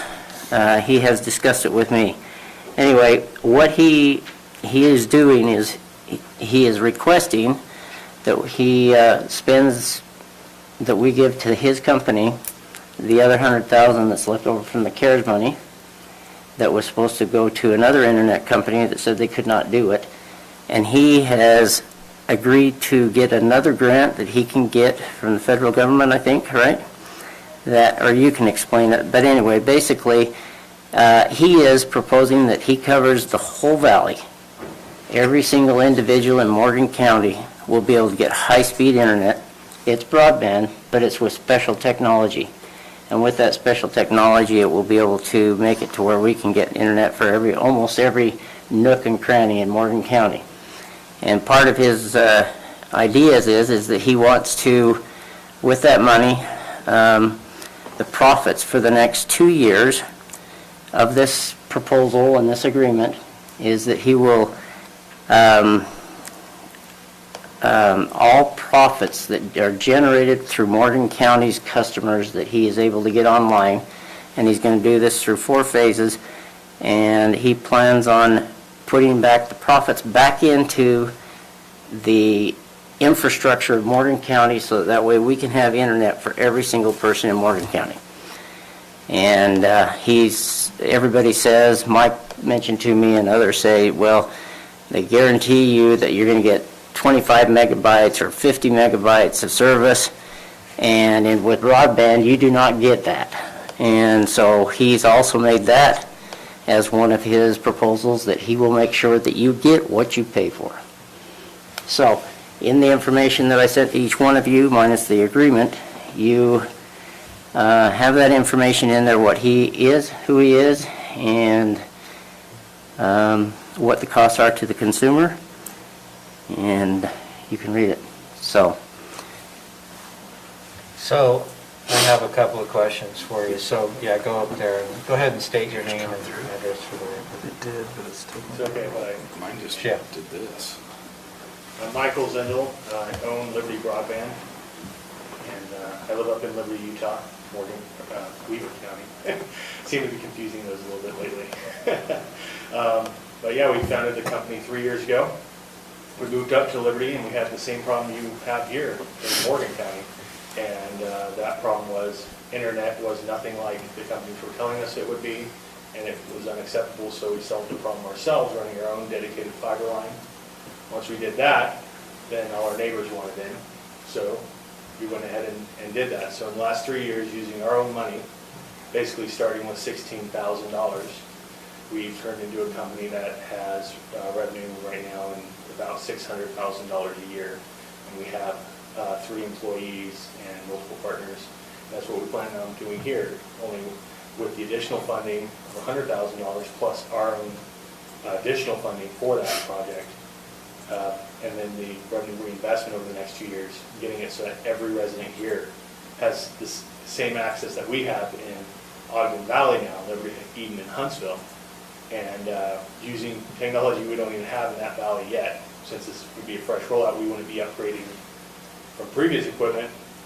We'll be rolling out brand new equipment that's state-of-the-art and capable of handling 250 megabit speeds up to ranges of 5 to 6 miles from a tower location. And so it's the only way you're going to get Morgan County done. There's no way to run fiber to each location without spending millions of dollars. I know anyone I talk to, it's $1,000 a home is the cheapest you'll be able to get if you're lucky, $1,500 a home.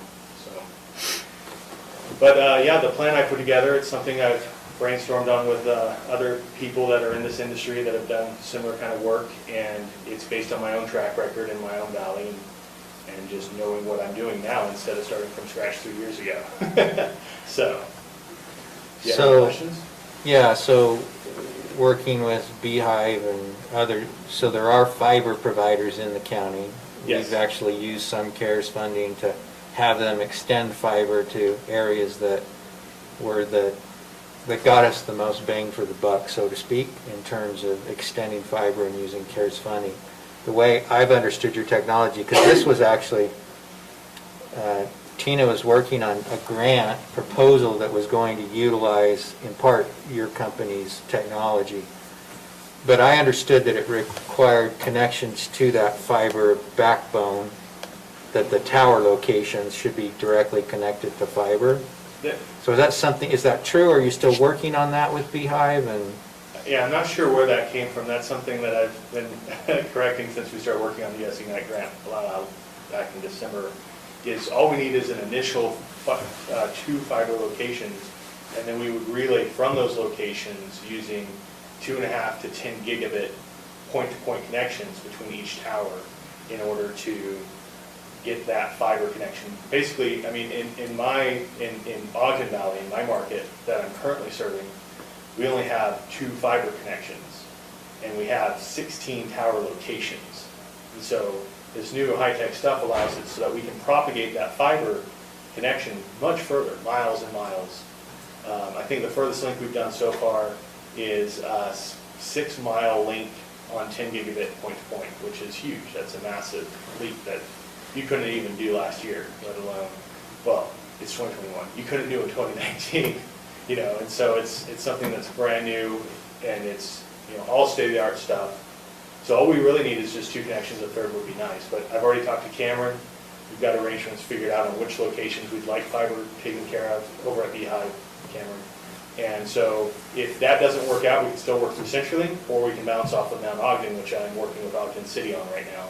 So there's multiple solutions. I always like to have several avenues of attack. That way, once reality hits, you have one that you can actually use, hopefully, right? So.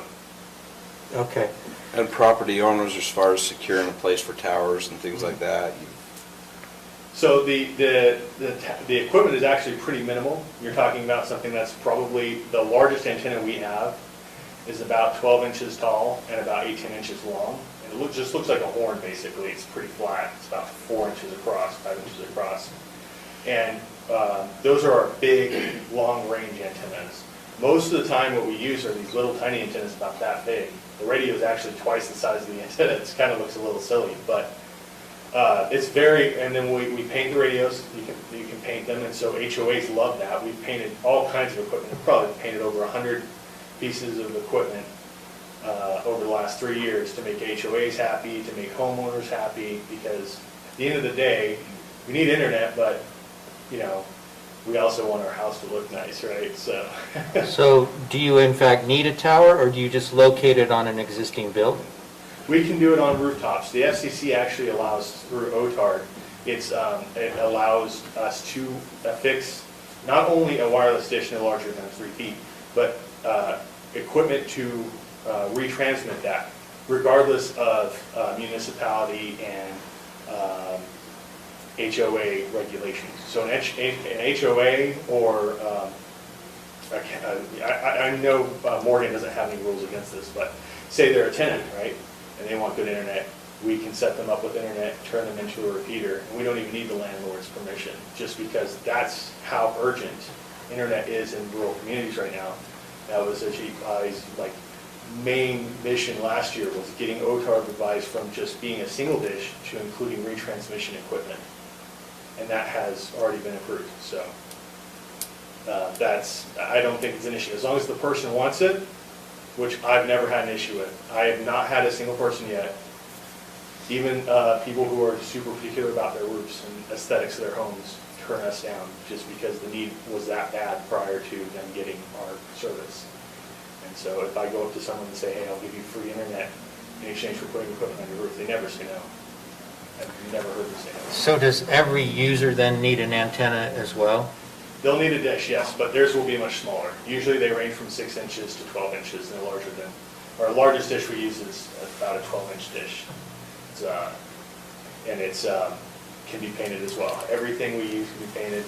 It's plastic, it's transparent, so. And the increased speeds, that's both upload, download. What's the other thing that they talk about when you've got wireless? I'm not a technical person. Typically, there's 3 aspects to internet plans. There's your download speed, which is what every provider advertises. There's your upload speed, which you have to dig into the line print to find. And then there's your data limit, which is how many gigabytes of data you can transfer, right? And so like HughesNet, for example, they provide plans 25 megabits, but that's only for 30 gigabytes of data.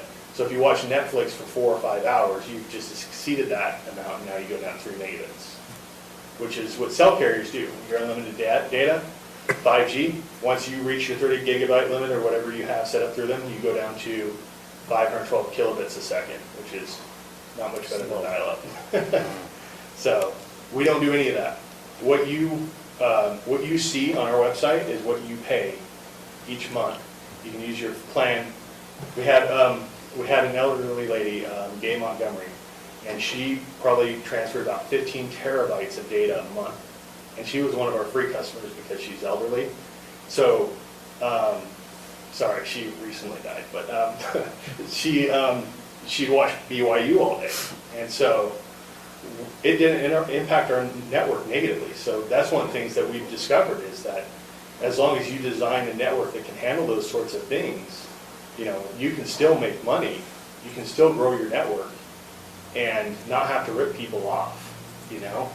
And so these data limits to me seem like a way for these companies to get extra revenue, you know, in my opinion. Because I have a wireless internet provider now, and I don't get anywhere near the speeds that you're talking about. So what you're saying is that there's been technology upgrades since 2019 that will facilitate the kind of speeds that you're talking about. Yes, and very few people are using this technology, even people in my industry aren't fully aware of how to use it properly, how to deploy it. It's just something that I'm kind of a perfectionist, and so when I saw the potential of this technology, when you really have an understanding of RF technology, which is kind of magic in a lot of ways, you can really get some amazing speeds. And this, you know, the things I'm talking about, I'm lowballing. This is stuff, we have customers right now that are getting 250 megabit speeds right now through this technology at 5 miles. We have customers getting 100 megabits through our old technology at 6 miles. In fact, the mayor of Huntsville has a 6-mile connection. He could have a 100 megabit connection if he wanted it. And so you can actually plot it if you want to. It's from TV tower to Huntsville town. And if you have that sort of tool, you can do it on Google Earth. So does our antenna, as it's been reconstructed, have fiber to it, the main antenna? Oh, your TV tower? Yeah. So I haven't had a chance to talk to them yet. Usually, if I understand correctly, and this was a year ago that I spoke with your guys when they came over and helped us out with our tower over in Ogden. I'm on the TV board over there. Is they're still using a 12 gigahertz transmission from Ogden, so they're still bouncing the signal off of Ogden Tower, but that was a year ago. I think your tower, aren't you rebuilding that because it was destroyed? I remember hearing about that. So yeah. They might still use that technology. It's pretty expensive to get fiber up there. I can't imagine such a... So you'll pull fiber down off one of the main roads, send it up there, and then use that to disseminate it further? Yes. Okay. And part of our plan is using the TV tower for retransmission points for redundancy. So basically, if one of those links between the tower's main links has an issue, then it would use pathing technology to route through the TV tower to find a new path to the internet. And so it'd be a triple layer redundancy. It'd be a ring basically with spokes. So if you imagine between the spoke dying, the rest of it is all fine because it's still, you can still get to, you know, get to town and get repaired, right? So anyway, that's the idea there. It's redundancy. So I'm more than confident we won't interfere with their equipment. We operate on the TV tower in Ogden Valley, and we don't interfere with the equipment there. I just need to sit down with them and just have a conversation and let them know. And I'm sure that we can figure out some kind of lease to where the county could get a little money out of it too, like Weaver does through their TV tower. So you do a comparable lease. Okay. Mr. Chair, it might be helpful if we review a little bit of what our county plan is regarding this, just because there has been a plan in place for some time. The county economic development plan has included the need for better high-speed internet for the county for many, many years. That plan was last updated in 2020, and as part of that plan, that was made one of the priorities, especially with the COVID pandemic. The approach that the county has taken thus far, and both at the suggestion of our Economic Development Board and the council, is, well, we understand that there are new technologies and we're excited for those. We hope that they're every bit as successful as you say. They're not yet proven, and we know that fiber is still the most reliable. So the county, ultimately, our goal is to have fiber to every home. We understand that's not necessarily feasible in some places, and it's certainly not feasible today. I think this option through Liberty Broadband is a great bridge, maybe for that gap. There will be areas of the county that may open up to fiber later on, and quite honestly, maybe the consumers will decide that they want to go fiber, and maybe they want to stick with wireless, depending on, that technology. But I think this is a good option and a good step in the right direction to getting good internet across the county, and hopefully the technology will be such that perhaps it will overtake fiber, I don't know. But I want to be clear about that because the county made a large investment into fiber infrastructure in the county using CARES Act funding in 2020. I want to be clear that that investment was not in vain, and this doesn't necessarily replace that. This is simply, they should hopefully work together, and hopefully that fiber connection will provide a better connection for you in places in the county. But anyway, all in all, I think this is a great proposal and a good use of those funds just for everyone's information. We currently have a total of $113,471.29 in CARES Act funding left from what we were given initially. And this proposal is for us to fund $100,000. $100,000, correct. So, this identifies the $100,000 number as the initial capital requirement. It never actually says the county will pay that, so we might want to put that clarifying language in this document. And then what I would propose is that I'll send it out to the county commission, to get Jan's sign off on the document as well. And then that's how we ended up having to approve the Beehive agreement as well. But if you guys are in favor generally of moving in this direction, then we'll tighten up the details, have you guys see the agreement and approve it, and then go forward. So you obviously are a member Fackrell. Member Anderson, is that agreeable to you? Member Newton, you've made your comments known, and okay, Member Wilson as well. Okay, thank you. Thank you. I think we need to tighten up at least that portion of the language, much for your benefit as for the counties, but, so, okay. So then we'll bring it back at the next meeting, how does that work? Well, I guess that depends on what the timing is. We can bring it back at our February meeting for approval of the agreement, if that works with your timing. That's fine. Actually, this year it's kind of unseasonably warm. If we could get it done sooner, we could start sooner, but I don't mind waiting another month. Well, and it wouldn't be another month, it would be the... Just 2 weeks. 2 weeks. 2 weeks. Oh, Well, yeah, that's perfectly fine. yeah, we'll get it done, we'll get it out in advance, and then we can approve it. If we had to, we could approve and then ratify, so. Okay. Thank you. Thank you. Thanks. So, my item on discussion item, airport revenues and capital facilities expenditures. So, what this relates to is there are certain federal regulations that indicate that if you receive a federal grant for use at the airport, that there is a limitation, a restriction on the county's use of revenues generated by the airport being expended anywhere other than at the airport.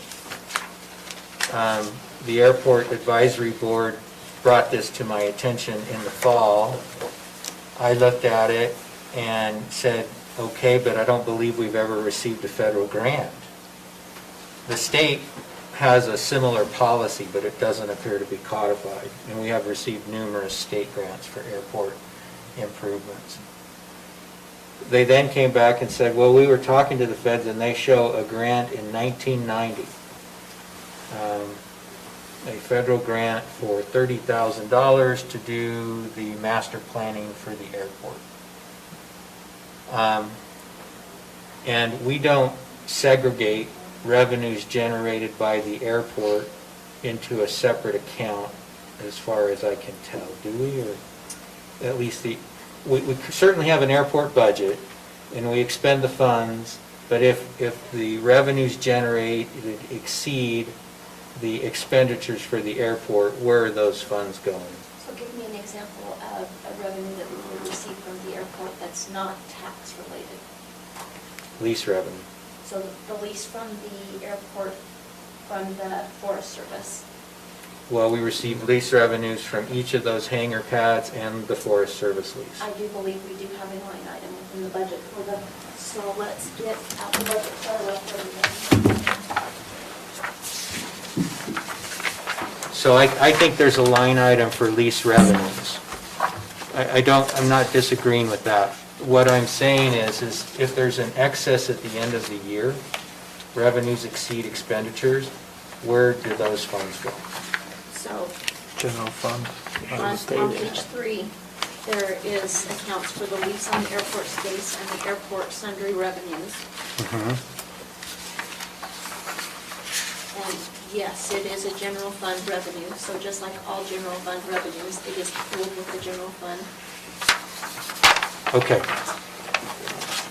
So when I was looking at this in the fall, and I'm not asking anybody to trust my math on this, I got expenditures and revenues for the last 10 years.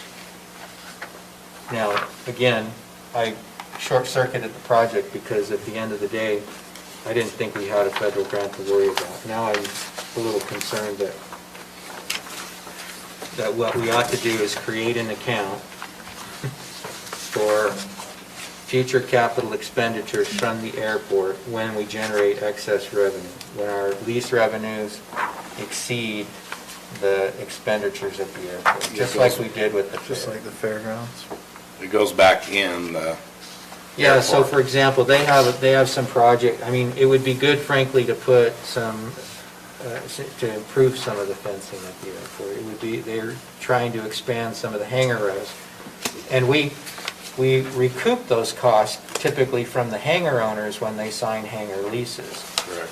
But the last time we did an expansion like that, there was one particular hangar owner that funded the whole thing and then he got reimbursed over time.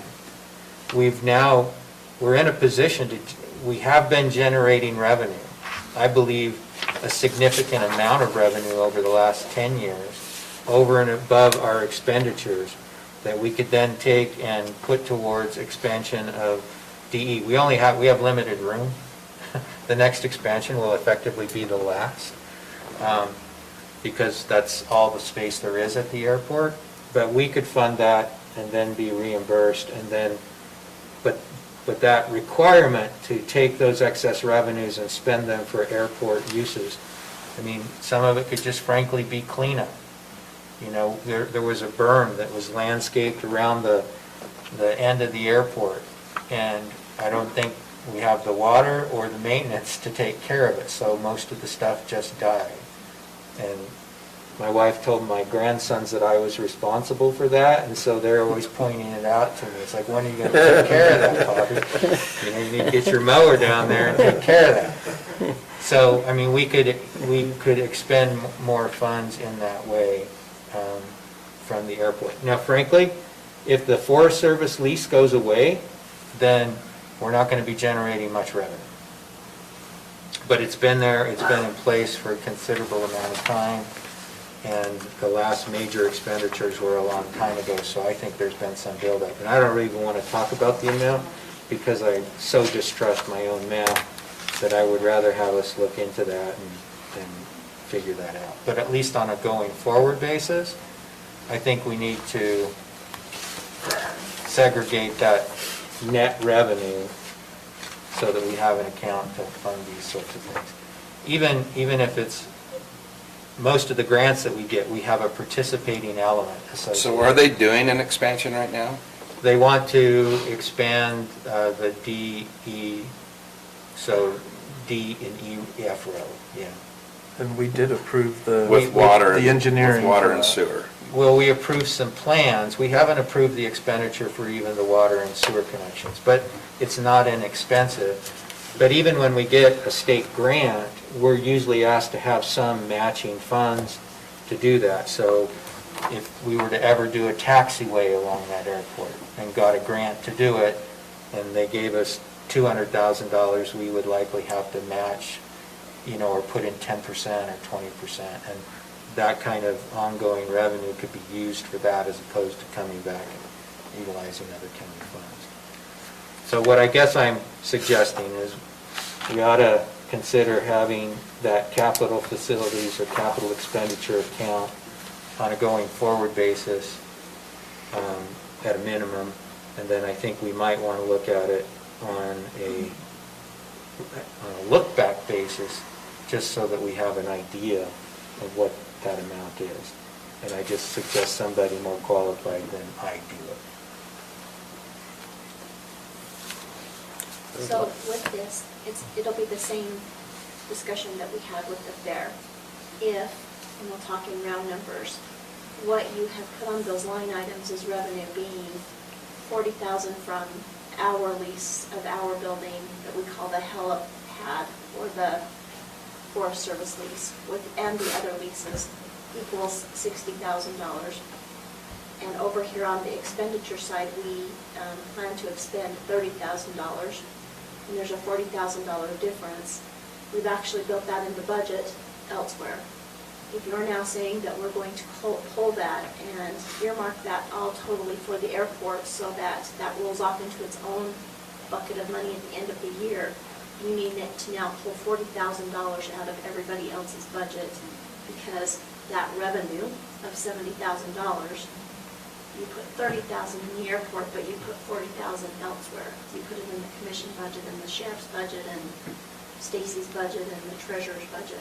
So by planning that way, you now need to adjust the budget to remove $40,000 in revenue that you planned somewhere else.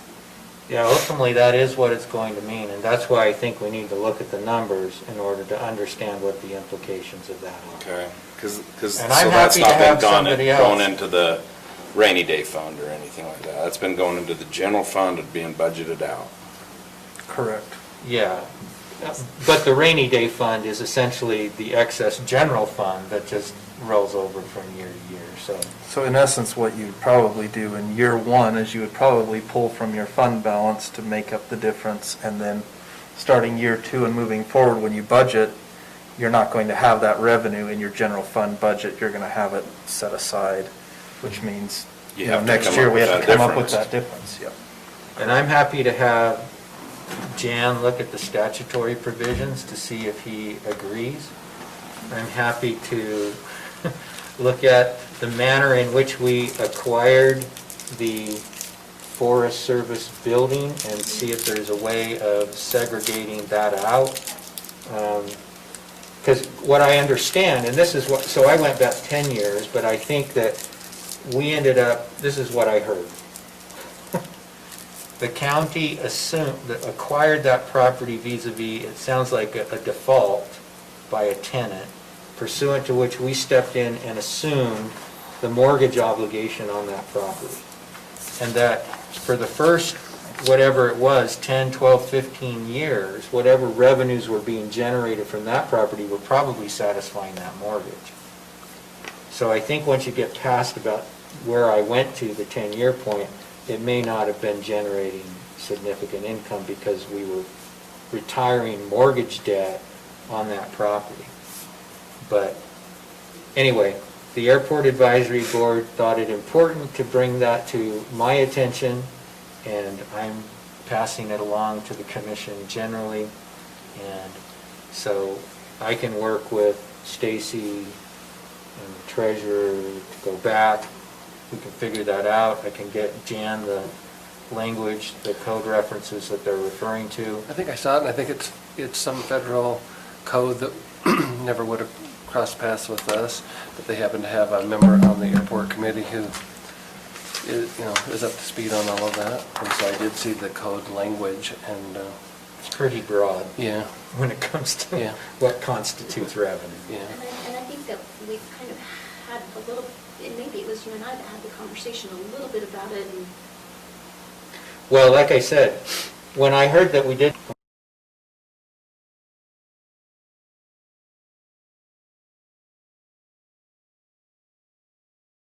although I haven't seen the actual grant. It didn't feel like it was, let's keep the county out of trouble. It felt like it was, hey, is this a way we can keep this pool of money just for airport projects and not let the county have it? That was my feeling of what they were reaching out to us, but they're just your airport advisory board. But the tone of it to me was, here's what the code says, so now you can't spend our money. You gotta let us have it. I may be wrong, but. That may be part of their motivation. I'm not going to discount the state. On the other hand, if the regulations require it, then I do feel like we ought to comply. Absolutely. So, okay, that's that item. Question I'll on work that. on it and we'll be back. Question on that. I noticed that in the budget for the airport, there's nothing in there for our airport manager. Yes, there is. Where is it? It's, Temporary employees. That's our airport managers.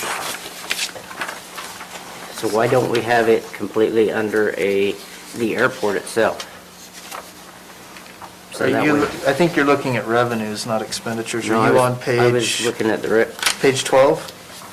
yeah, I was looking there. And under the airport, Page 12, under the word airport, there's a line called temporary employees. It's budgeted wage and benefits. See these two lines so right he's here? staying, he's working for that? Yeah, I know, I noticed that. Yeah, he's part-time. Oh, okay, because I thought he was full-time. No. Okay. You can call him at any time, but he's... He's just he's not a part-time? full-time worker. Okay. All right, so, come on in and we'll go over it. okay, because, I mean, there's a lot of discrepancies here, and if we're talking about trying to put a line item, I wouldn't mind having a line item for that item, but have it still within the general fund. More than just what we see here. Special, is it page 3? The revenues come in from the special leases.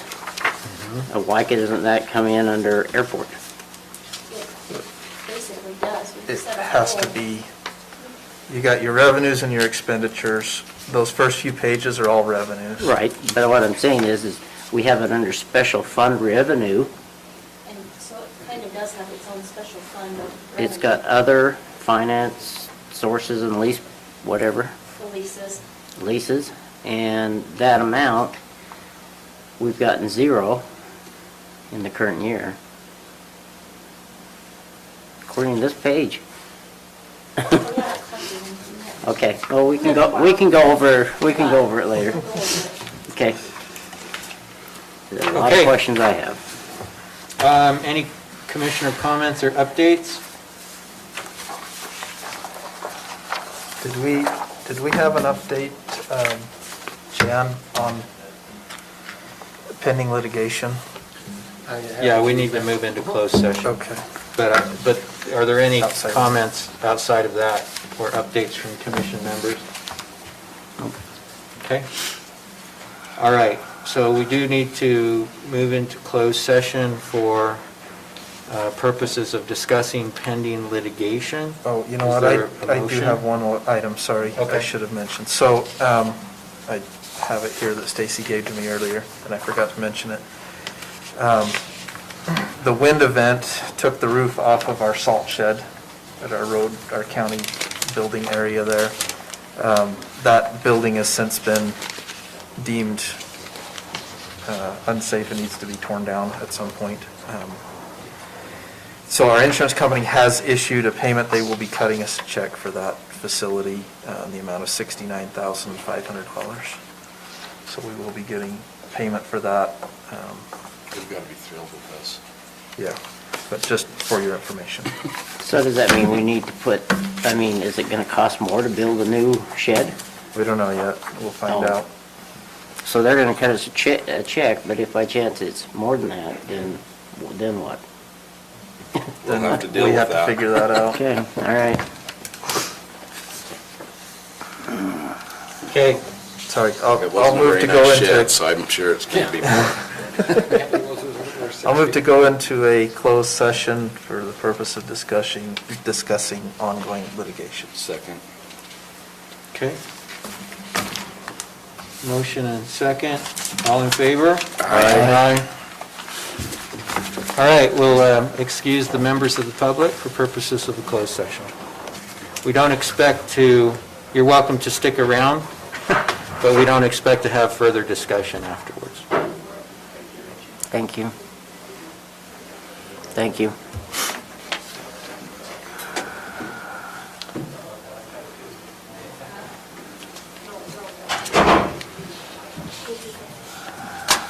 Are the doors soundproof? No. You have a white noise machine? Do they? See, he's flipping a switch, it's a white noise machine. But until the camera flips, we're still broadcasting. We're still on it. I sent him a message.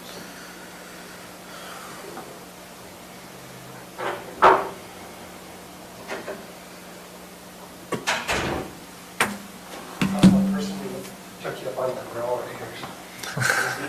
Good news is coming. I'll text our attorney and have him dial in.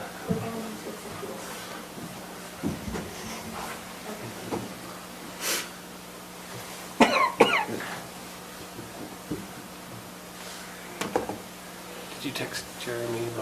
Oh, thanks. Thanks. I just forwarded another email to all of you. Do we need to wait for the camera to flip? Yeah, in order, before we Maybe you start can our send it to discussion. him. I don't know. We can- I don't know if I he did, needs it. I did. I got it from you about 10 ago and forwarded it. You promised me, Jan, this would be done before I got in here.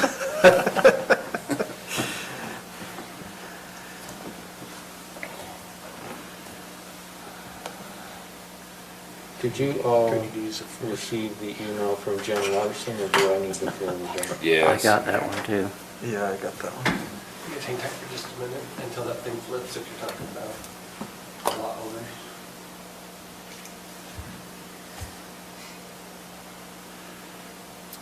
So when that camera flips, does the volume and everything just shut right off once it flips? Okay. So the camera will actually flip? Oh, the one up there, okay. What about this one?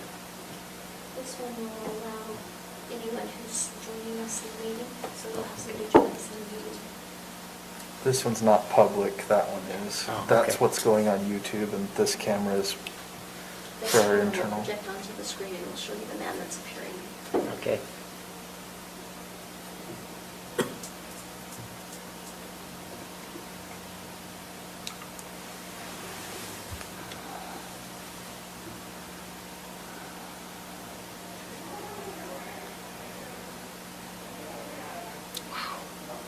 Jeremy's still working on it? Texted him too, it sounds like Stacy did. Brandon doesn't have access to it.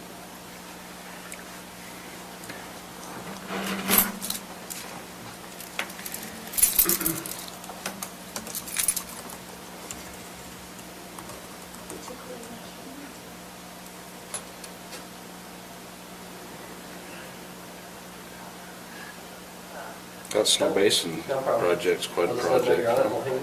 We'll hang tight till we get the thumbs up from him. I wish there was a little more on our side of the mountain for the tax I will. revenue. I told him. So Weaver gets all the money and we get all the poop. And he's working on it, and he'll just thumbs up since he did, he said just next. That's no accident, at least originally.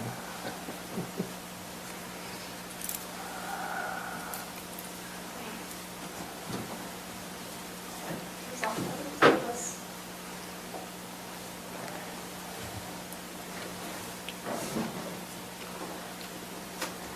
I noticed on my internet agreement that it did not come through. Did it come through It for you didn't guys? come No, it through, didn't. no. Okay, let me try to do it again. I thought it had it first, but I think I got it. I just got. Yeah, but you Just just a got the generic thing. email. but you- That'd be another thing too, to have somehow boost the internet capabilities here in this building. It seems like it just is so slow, like we can't even, It's bad. I can't pull up stuff. I gotta rely on hard copy stuff beforehand, but it'd be nice to boost I that a always little use a bit. Wi-Fi hotspot off my phone because I can't get it to work well. Yeah, yeah. But that's not ideal, obviously. Don't they have fiber here? Yeah. Yeah, we have fiber here. So it's It just the should be. Wi-Fi. I think it's just the Wi-Fi. That's quite an interesting deal that he's talking about. I mean, I'm sitting here thinking, if you've invented this kind of deal, that could be a big thing for that kid.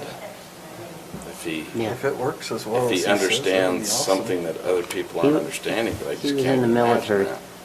and he worked with projects on the military. That's where he came from. So he has that technology and that knowledge from the military.